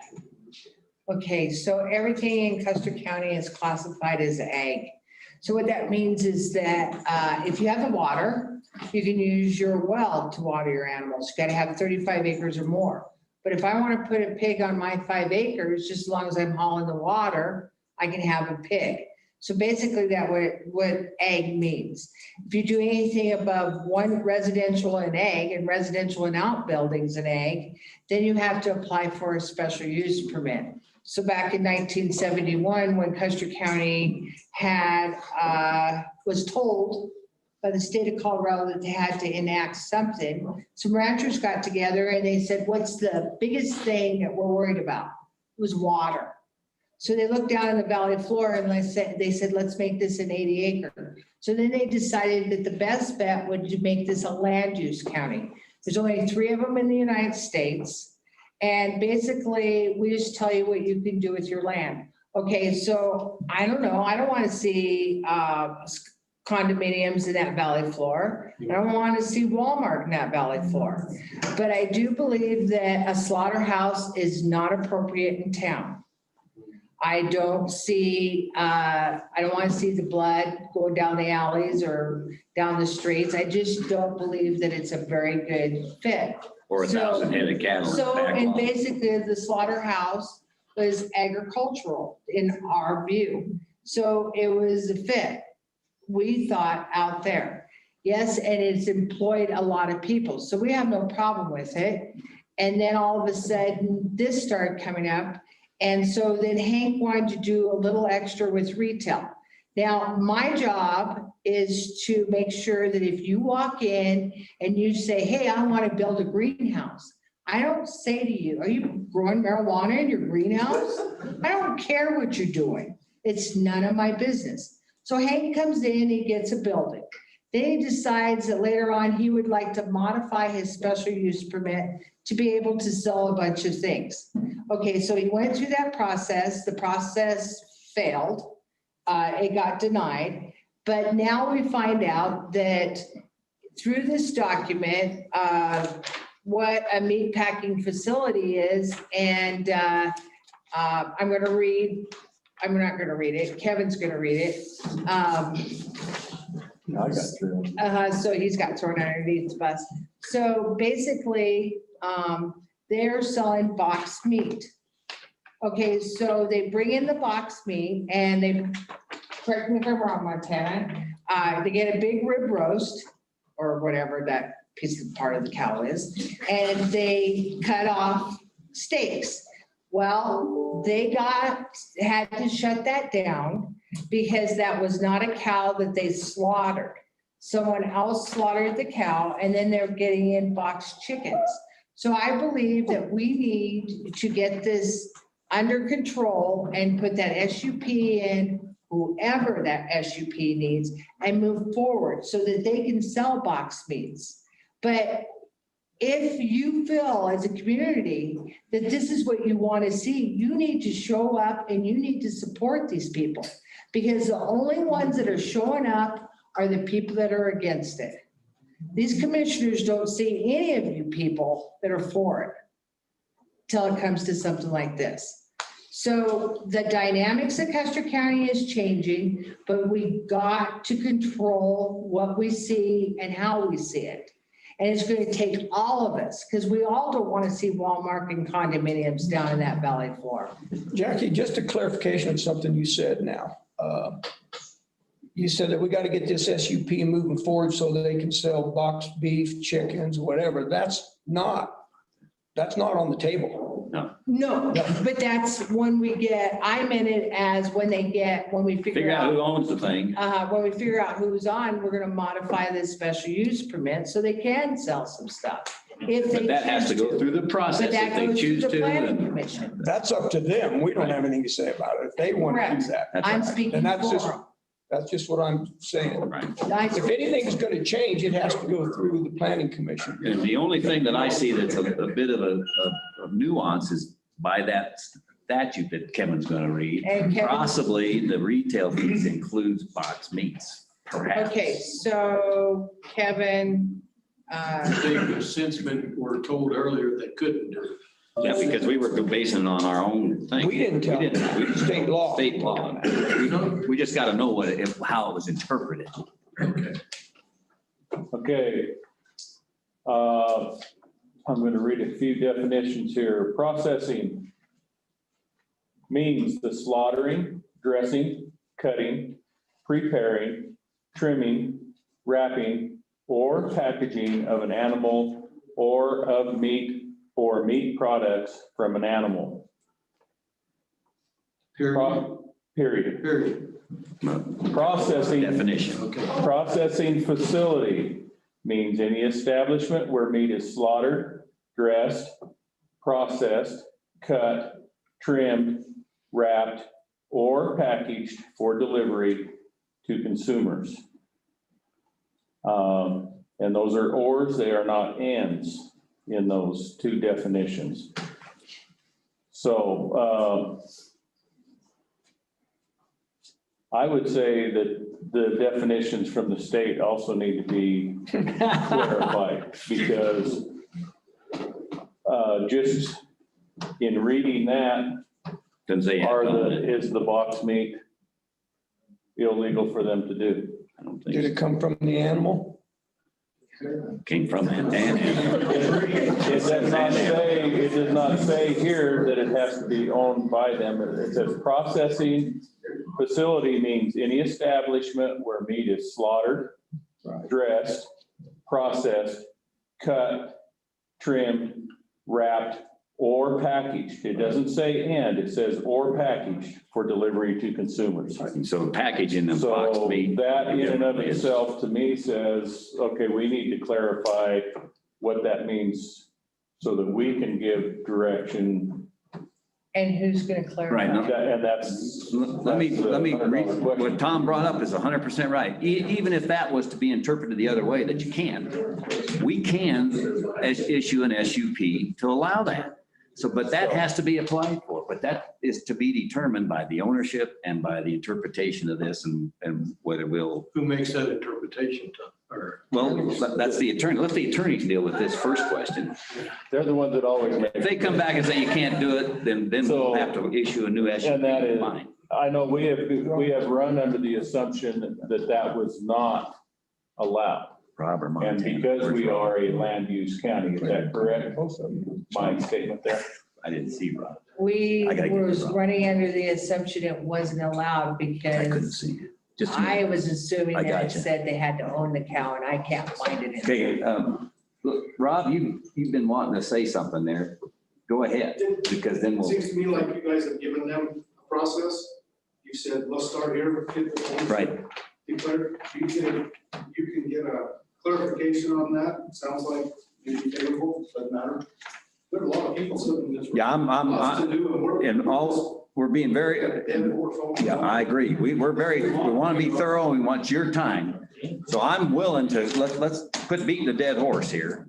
Go back and we'll start. I'd like to take a recess here to allow you guys to clear if you want to before we do the rest. And I wanted to see Lance for a quick second. I got a question for him. So are we, We can take a break from here. Let's come back at 10 till. Give you. So do you want to tell? are we, what's our status on this item? So is this pending or? It's not a voting item. We heard what we needed from Clint. So they're just gonna get together? Right, but this was a process, we worked it out and we've got it, as Rob pointed out, so let's get moving. And you're good with that? So if you guys can do that, I think we can move forward with this whole process.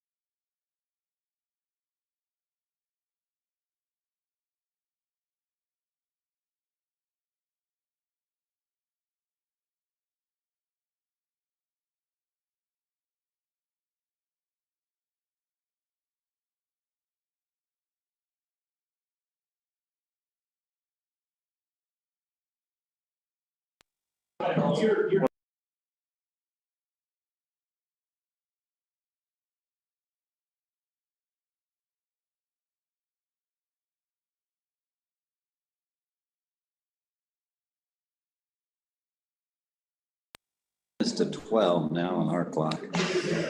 And so we're back in session here, and we've got one last agenda item to consider, and then on with a couple public comments maybe, and then we'll adjourn. So this next item is consideration of the Colorado Department of Health and Environment Immunization Core Services contract. And that's another one of the contracts, just like the one that we ratified for the Public Health Agency, for us to consider and decide whether we want to support it or not. So Kevin, have you got a handle on this one? I think I pulled the right one up. That is contract amendment number 4. Yeah. Contract number ending in 866. Is that correct? Yep. Yes, it is. Well, to get things started, I would move that we sign contract amendment number 4 to contract number 19 FHHA 108866. I'll second. All right, and this contract is a part of the grant as well, isn't it? A separate grant? Yeah, it's a separate grant, but it's a grant. All right. It's been moved and seconded to accept the contract for the immunization core services. Any discussion? Any other questions on it? Not for me at this time. Again, this is one of the ones that was signed by the public health director in the past, but it needs to be straightened up, and that's why we're considering it now.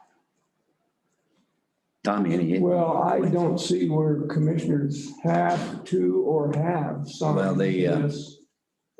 It was the contractor, and that it's being requested to sign for the state. And in the past, when we've had these contracts, it's been the board acting as the contractor for that. We're the one that's responsible for the. Almost like a fiscal agent. The fiscal agent is exactly what almost is like. That's why, and so we would be signing there on that signature page. Yeah, I don't have a problem moving forward with it. I think there's questions that Cliff Brown could give us or should be able to answer about it, but again, it's almost a standard annual thing. Should it go through the Board of Health instead? I wonder. Well, we ratified the last one, we just did it, but we didn't. The Board of Health doesn't deal with funding. That's the reason we took the other one, because I had the same question initially, but it's us as the commissioner supporting the Board of Health. Well, because I haven't seen this, but Dr. Brown talked to me about signing something or that was it. Turning back some coronavirus money or something that we didn't need. That was on the other thing that we are going to talk about on the 3rd. On how to spend that money. Board of Health vote? Yeah, that. Or Board of County Commission? The Board of Health. The workshop. Yeah, not the workshop. It's the Board of County Commissioners that we're going to deal with the CBRF fund that we can. I'm sorry to interrupt you. Yeah. Yeah, I mean, it looks like how many are there really? 23. I don't have it pulled up. Benchmarks here really do just deal with vaccinations. Yes. And then, of course, I tried to get a bottom line dollar out of this deal, and it's lumped in with the other, what are they, quarterly payments or whatever, or funding? It's hard. It looks like it's $44,791, but that's what I would like to ask, but.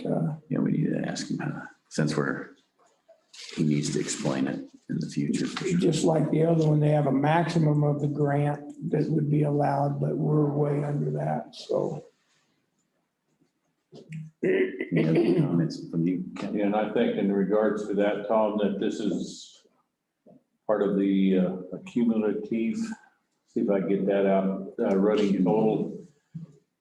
And the entire grant, over the life of the grant, is not to exceed the 78,029. Yeah, if you look at the very last, well, sorry, gosh dang it. These pages are not numbered in the attachment, they're numbered within documents. But the bottom exhibit H is $4,791. And if you compare that to contract amendment number 4, which you made that very clear, that's what we're dealing with, is $4,791. So that is, we're really, I think, approving the federal funding amount of that 4791. That's what we're using. That is my assumption, yes. Yeah. And again, this grant also expires 6/30/2022. Contract. Yeah. Any other points? I do not. No. All right, hearing none, I'll call for the vote. Kevin, all in favor, say aye. Kevin? Aye. Tom? Aye. Kanda, aye.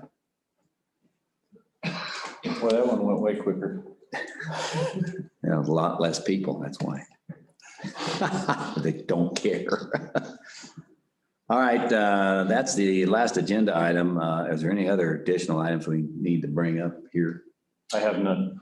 Tom? I just want to clarify something to make sure we're still on the same page. I know Tina's scheduled to come back to work a little more often, but we're still referring all of our agenda items to Miss Kelly. Is that correct? Yes.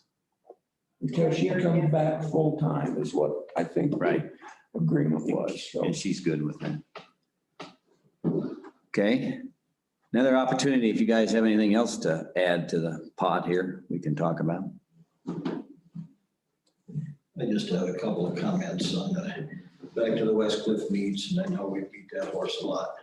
This is the first meeting I've been to, the first discussion I've heard. And it's business as usual as far as people are concerned. The devil is in the detail, master of confusion.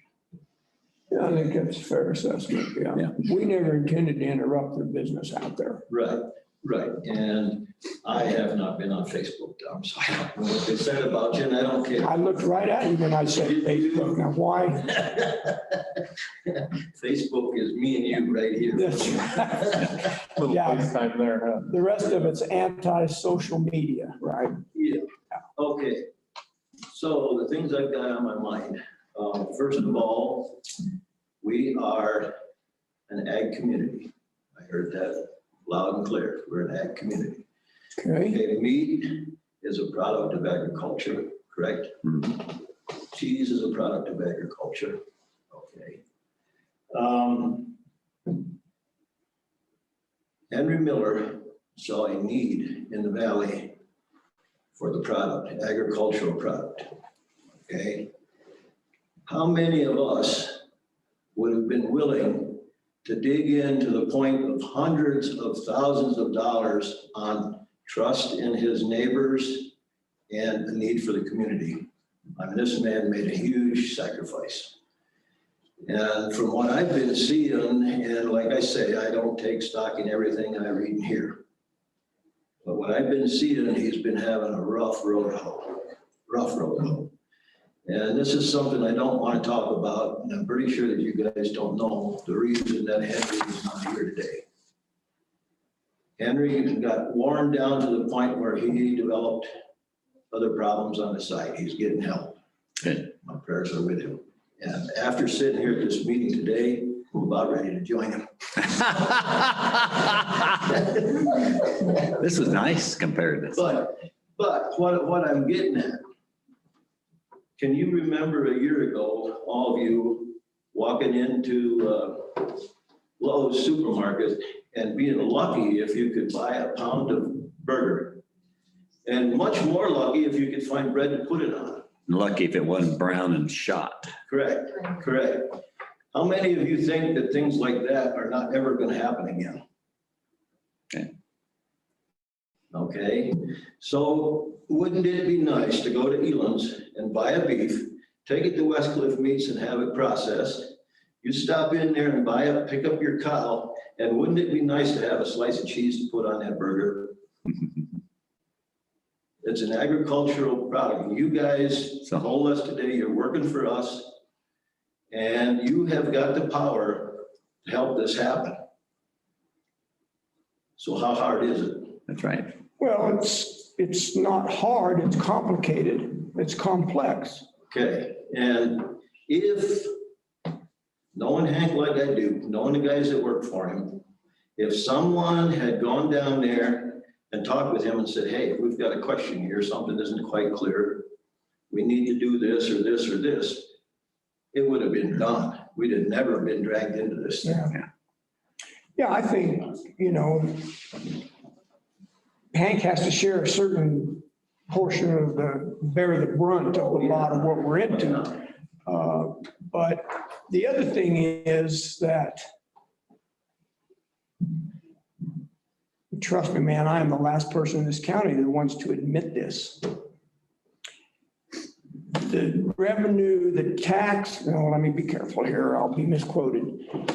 Tourism generates more dollars in this county than agriculture. Correct. Not by much, and that pains me to say that. But if you believe it, and I've seen the numbers, this isn't an ag community. This is a shared community between ag and tourism if you're talking about dollars generated. Right. If you talk about dollars generated, then obviously there is a portion of this community that believes that ag is not the driving force in this community. Okay, but either way. And they have to be answered to, just like you guys do. But either way, if you're gonna come down to talking dollars and crap hits the fan, are you gonna eat dollars or are you gonna eat meat and cheese? Yeah. That's the bottom line. We cannot survive without food. Well, I'm going to tell you something else. I agree with you in a different way. Tourism depends on this ag business too, because if the valley didn't look like it does, the people wouldn't be up here saying how great it is. And, nor would they have a place to stay, you know, we didn't supply some of the economy. We need that economy to do that and have people come up, stay in places. You know, that's what our job is to balance that and to keep it. I grew up here. I came from an ag community that was all it was in those days. And the stores up here, the hardware store and the grocery stores carried us through the year until we could make some money. Right. They'd have a bill as long as your arm, thousands of dollars waiting for us to pay it in the spring or the summer when we could sell stuff. Right. That doesn't happen anymore. And it's sort of the opposite too with some of these businesses. The winter kills them on the restaurants that come and go because tourists aren't here. So that's the balance. We have to try to get all these to marry up so that we all prosper with the three goals that we have in mind. And that's to maintain the agribusiness, the lands, the viewscape, the beauty of it, what it is, and the economy to support it. Right. Question right behind you. Lynette. Okay, Mr. Candace said earlier that this was a kabuki dance? Kabuki dance. Kabuki dance. Get it right. The kabuki dances come from your end. Right, because we're the ones. Because you guys did nothing. About. Look up who owns West Cliff Meats. Yes. Oh, by the way, got on my phone, guess what? Hank Miller owns it. That should have been done before this got out of hand. Time out. Say this is an ag community. This business supports ag. I do their booking, I do their scheduling. I sit there and I talk to the farmers and ranchers that bring their animals in that are trying to feed their families and start their businesses by reselling meat. Because if they take their cows to the market, they lose their access. No argument here. And you guys are trying to, what was this about today? I'm going to object here a little bit. Hold on, just time out. Because in fact, we did do our homework before this meeting. In fact, we did look up all Clint did was look it back up to show what he saw because the people were asking. And so, and the reason we wanted to get it in public, because we can't make a decision without being in public. And so we had that here. We wanted to make sure that the rumors were squashed because they didn't think that we cared about what we were doing or weren't prepared for it. We all three were prepared for this. And so was Clint. So if it looks like a kabuki dance. Who owns Westcliff Right. LLC? Well, Who owns it? And if you've got something that shows You've got who all the something. members are, You I'll put let it you on look at your it. phone, Hank owns it. Well, I want to see something in writing that shows who the members are. I will tell you, you guys sat here, I don't know, a few of you, many times things have been brought up. This is an ag community. Ag community, we support ag. This business supports ag. Do you guys realize that 1,700 processing plants have been shut down in the United States? 800 of them are USDA. Where are these ranchers going to take their beef? How are these ranchers going to make their living? If I may. Go ahead, Ken. It's not that we didn't try anything else. I think probably each one of us individually have been in contact with Montana. We've talked to them, if I may. What we need to see to satisfy the regs and the law is documentation.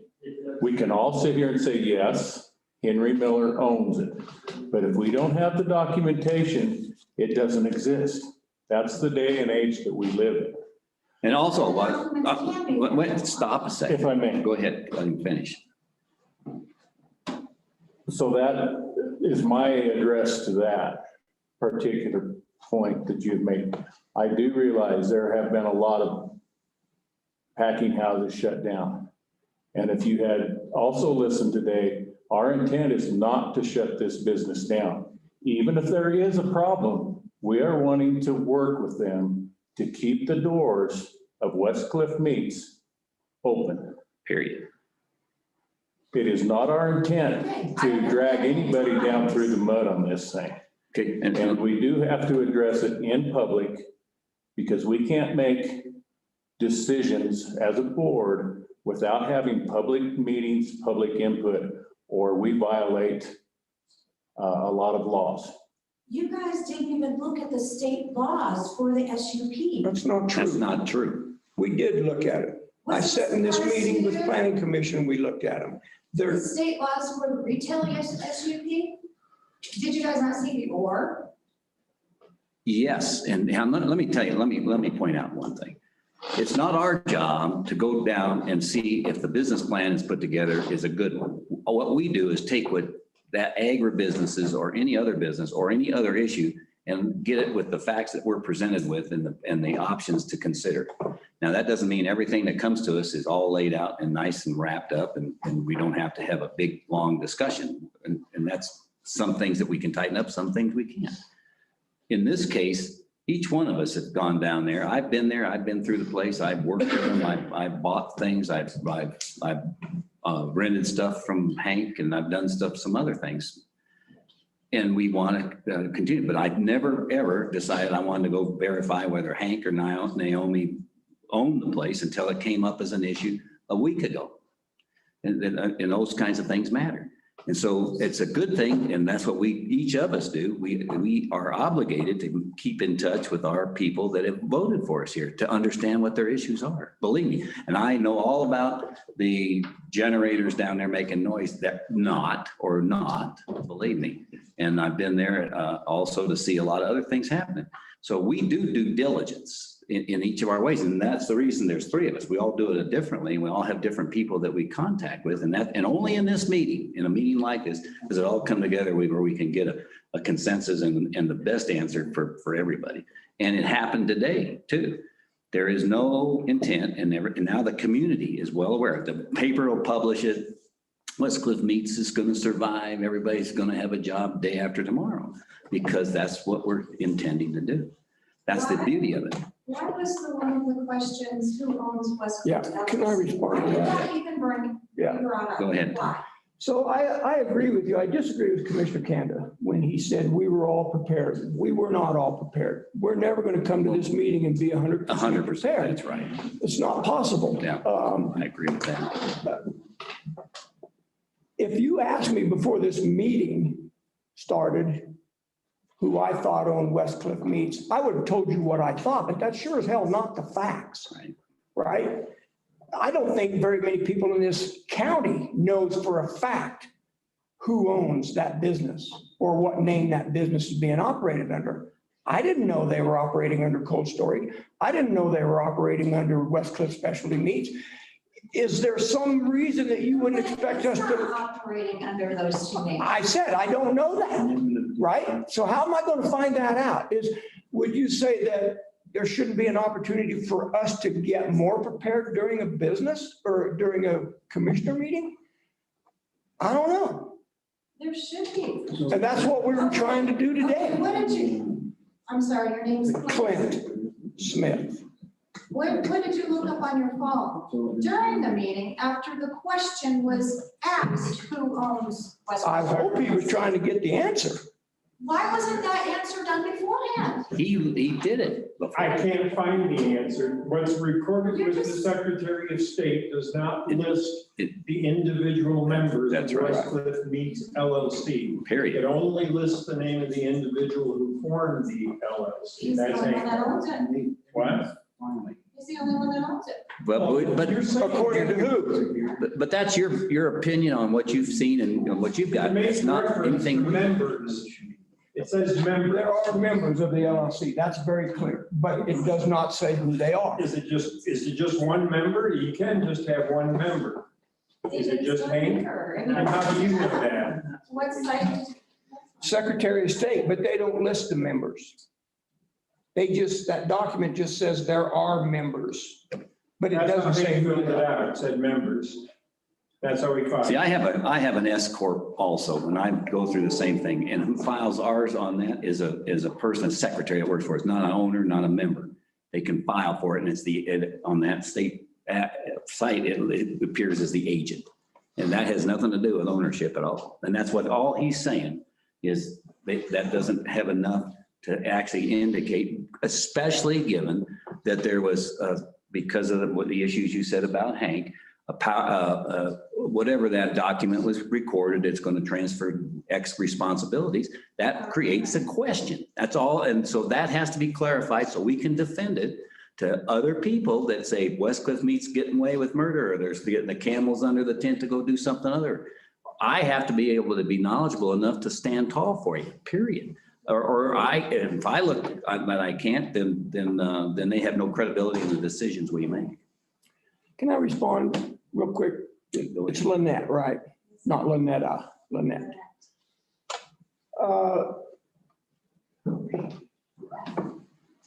Specifically for today, this meeting was scheduled.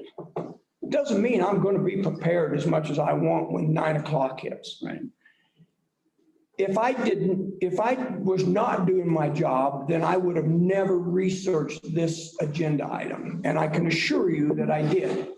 Jackie can attest to that. Clint can attest to that.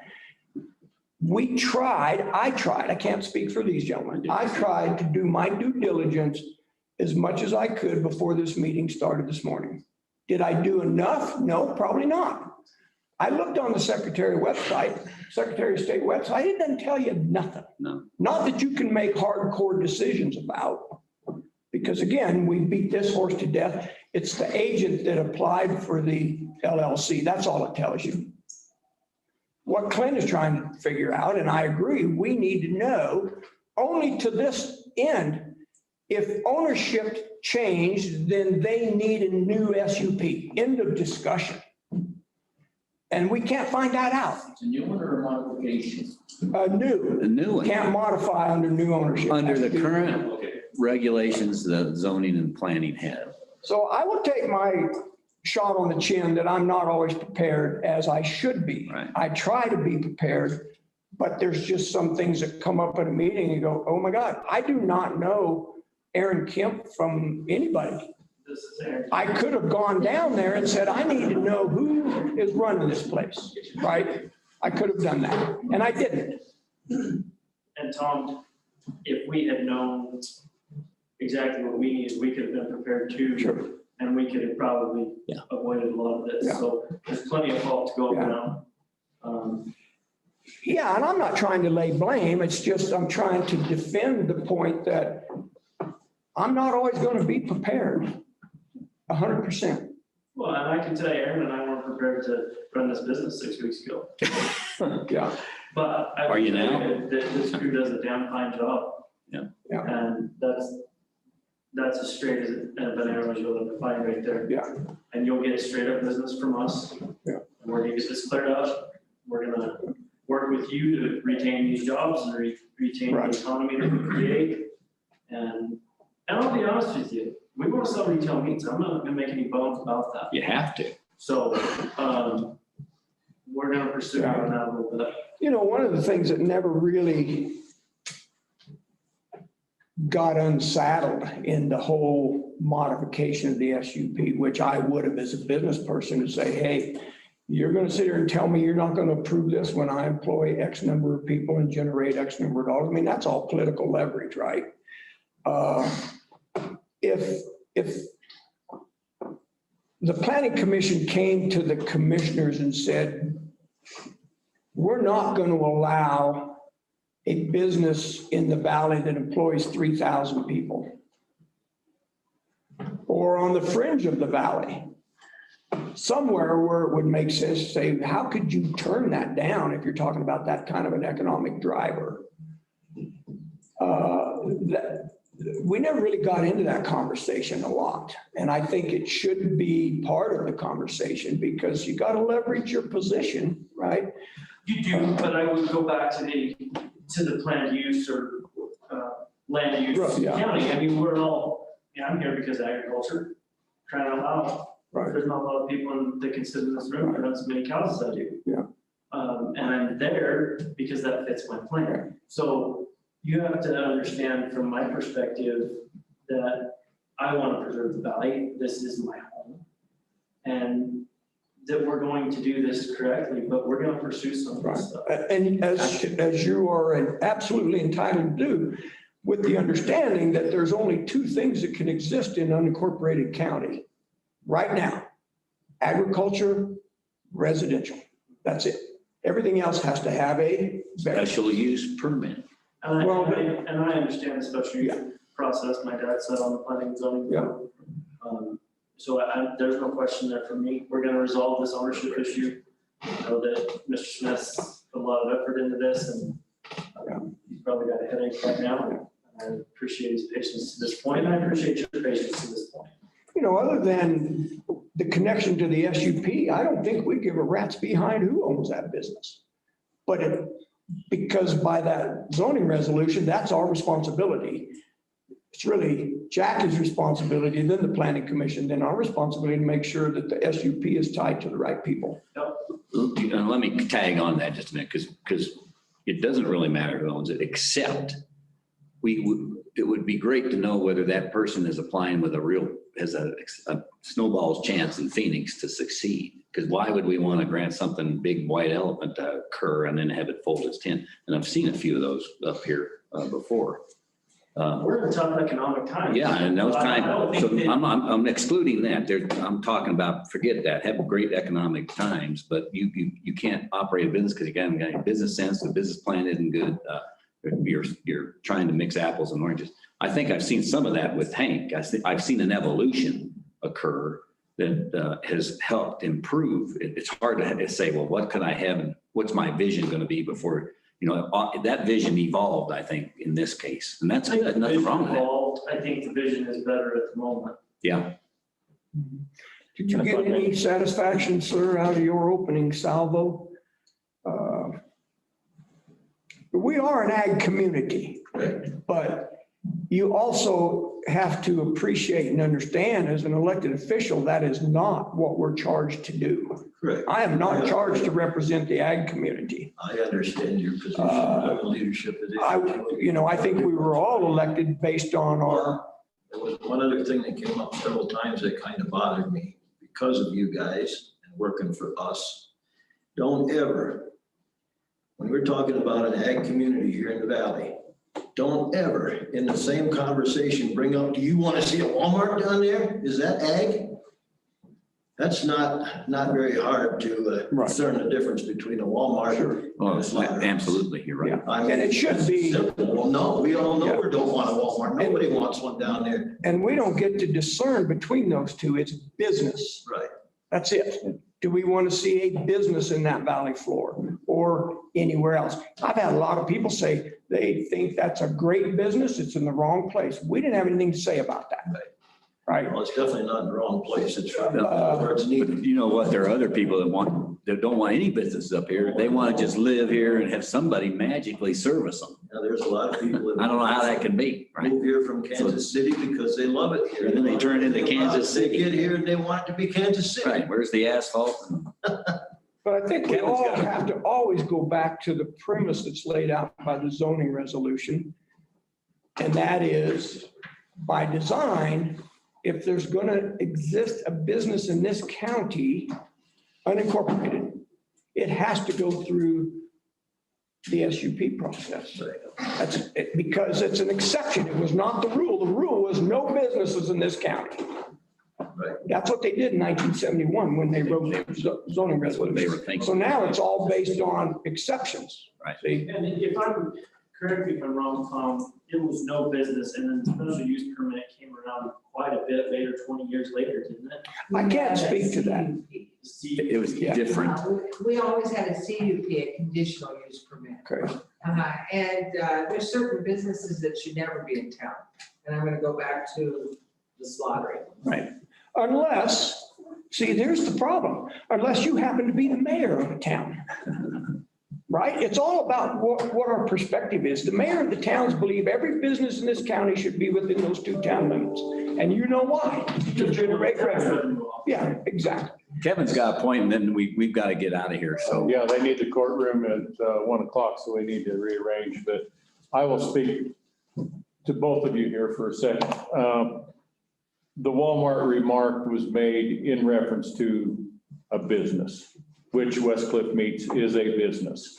So that's where that comparison, I believe, came from. But we do realize they are totally different businesses. Lynette, I would say, I think we're wanting the same thing. We're not seeing it in the same light. And I know I can sense your frustration. Partially in the process, and some of the process has to be that way. Our meetings get long and arduous. I'll be the first to agree with you on that. Some things just have to play out. We could prepare, and we will be blindsided by something that we are not prepared for.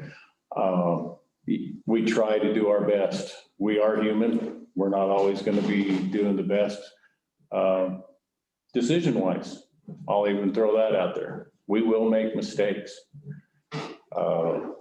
Bear with us, because we are doing the best that we know how to do for this county. And that's all I'll say on that. And to one point there too, because we can't talk to each other and have a conversation, say, what do you think about this? It's like pre-voting or something. You can't do that because we have to have that discussion here. So no matter how much we prepare, we all have different perspectives, and our perspectives, and we learn by the discussion too. Oh, now I understand why you're saying that. Now we can compromise on a position and do a better decision after we hear it. That takes time to do that. And it's really unfortunate we have to do it in front of everybody. It's really hard. Yeah, it's a matter of semantics, really. Commissioner Ken and I have different views on this, but he has said, we work for you. I say, we represent you. We represent everybody, even if we don't like to, right? There are people whose views, whether they're political, economic, social, whatever, it doesn't matter, 180 degrees opposite of what I believe in. That doesn't excuse me from representing them. And that's tough. That's tough. But we've been accused of representing the people that come in here and yell at us the loudest. And that doesn't work. And that's not true. Yeah, I think one of the big travesties would be if we didn't allow public comment. And I've been in meetings, we talk about it. Oh, you can comment it, but it's after we vote. Happens all the time in school board meetings in Colorado. So, I don't know. All right, we're going to unload this. I'm going to give you one more neat thing to live by here. I just found out from Kelly, I think it was Kelly, or maybe it was Tom that brought it up. The Fremont County Board of Commissioners has 1,000 items on their agenda, and they have 2 meetings a month, and they do it in 2 hours. Now, think about that. That didn't allow a lot of time for a lot of things to happen to get a lot of public input other than from some segments, and they come with a couple options, and they just vote on a couple options. Look at the time we've given you all to beat us up or to talk with us or to be part of the process of making sure that when we do make a decision, you got your input in it. They don't get that in Fremont County, given if you can do as many items on their agenda in 2 hours, and we spent 4 hours doing this.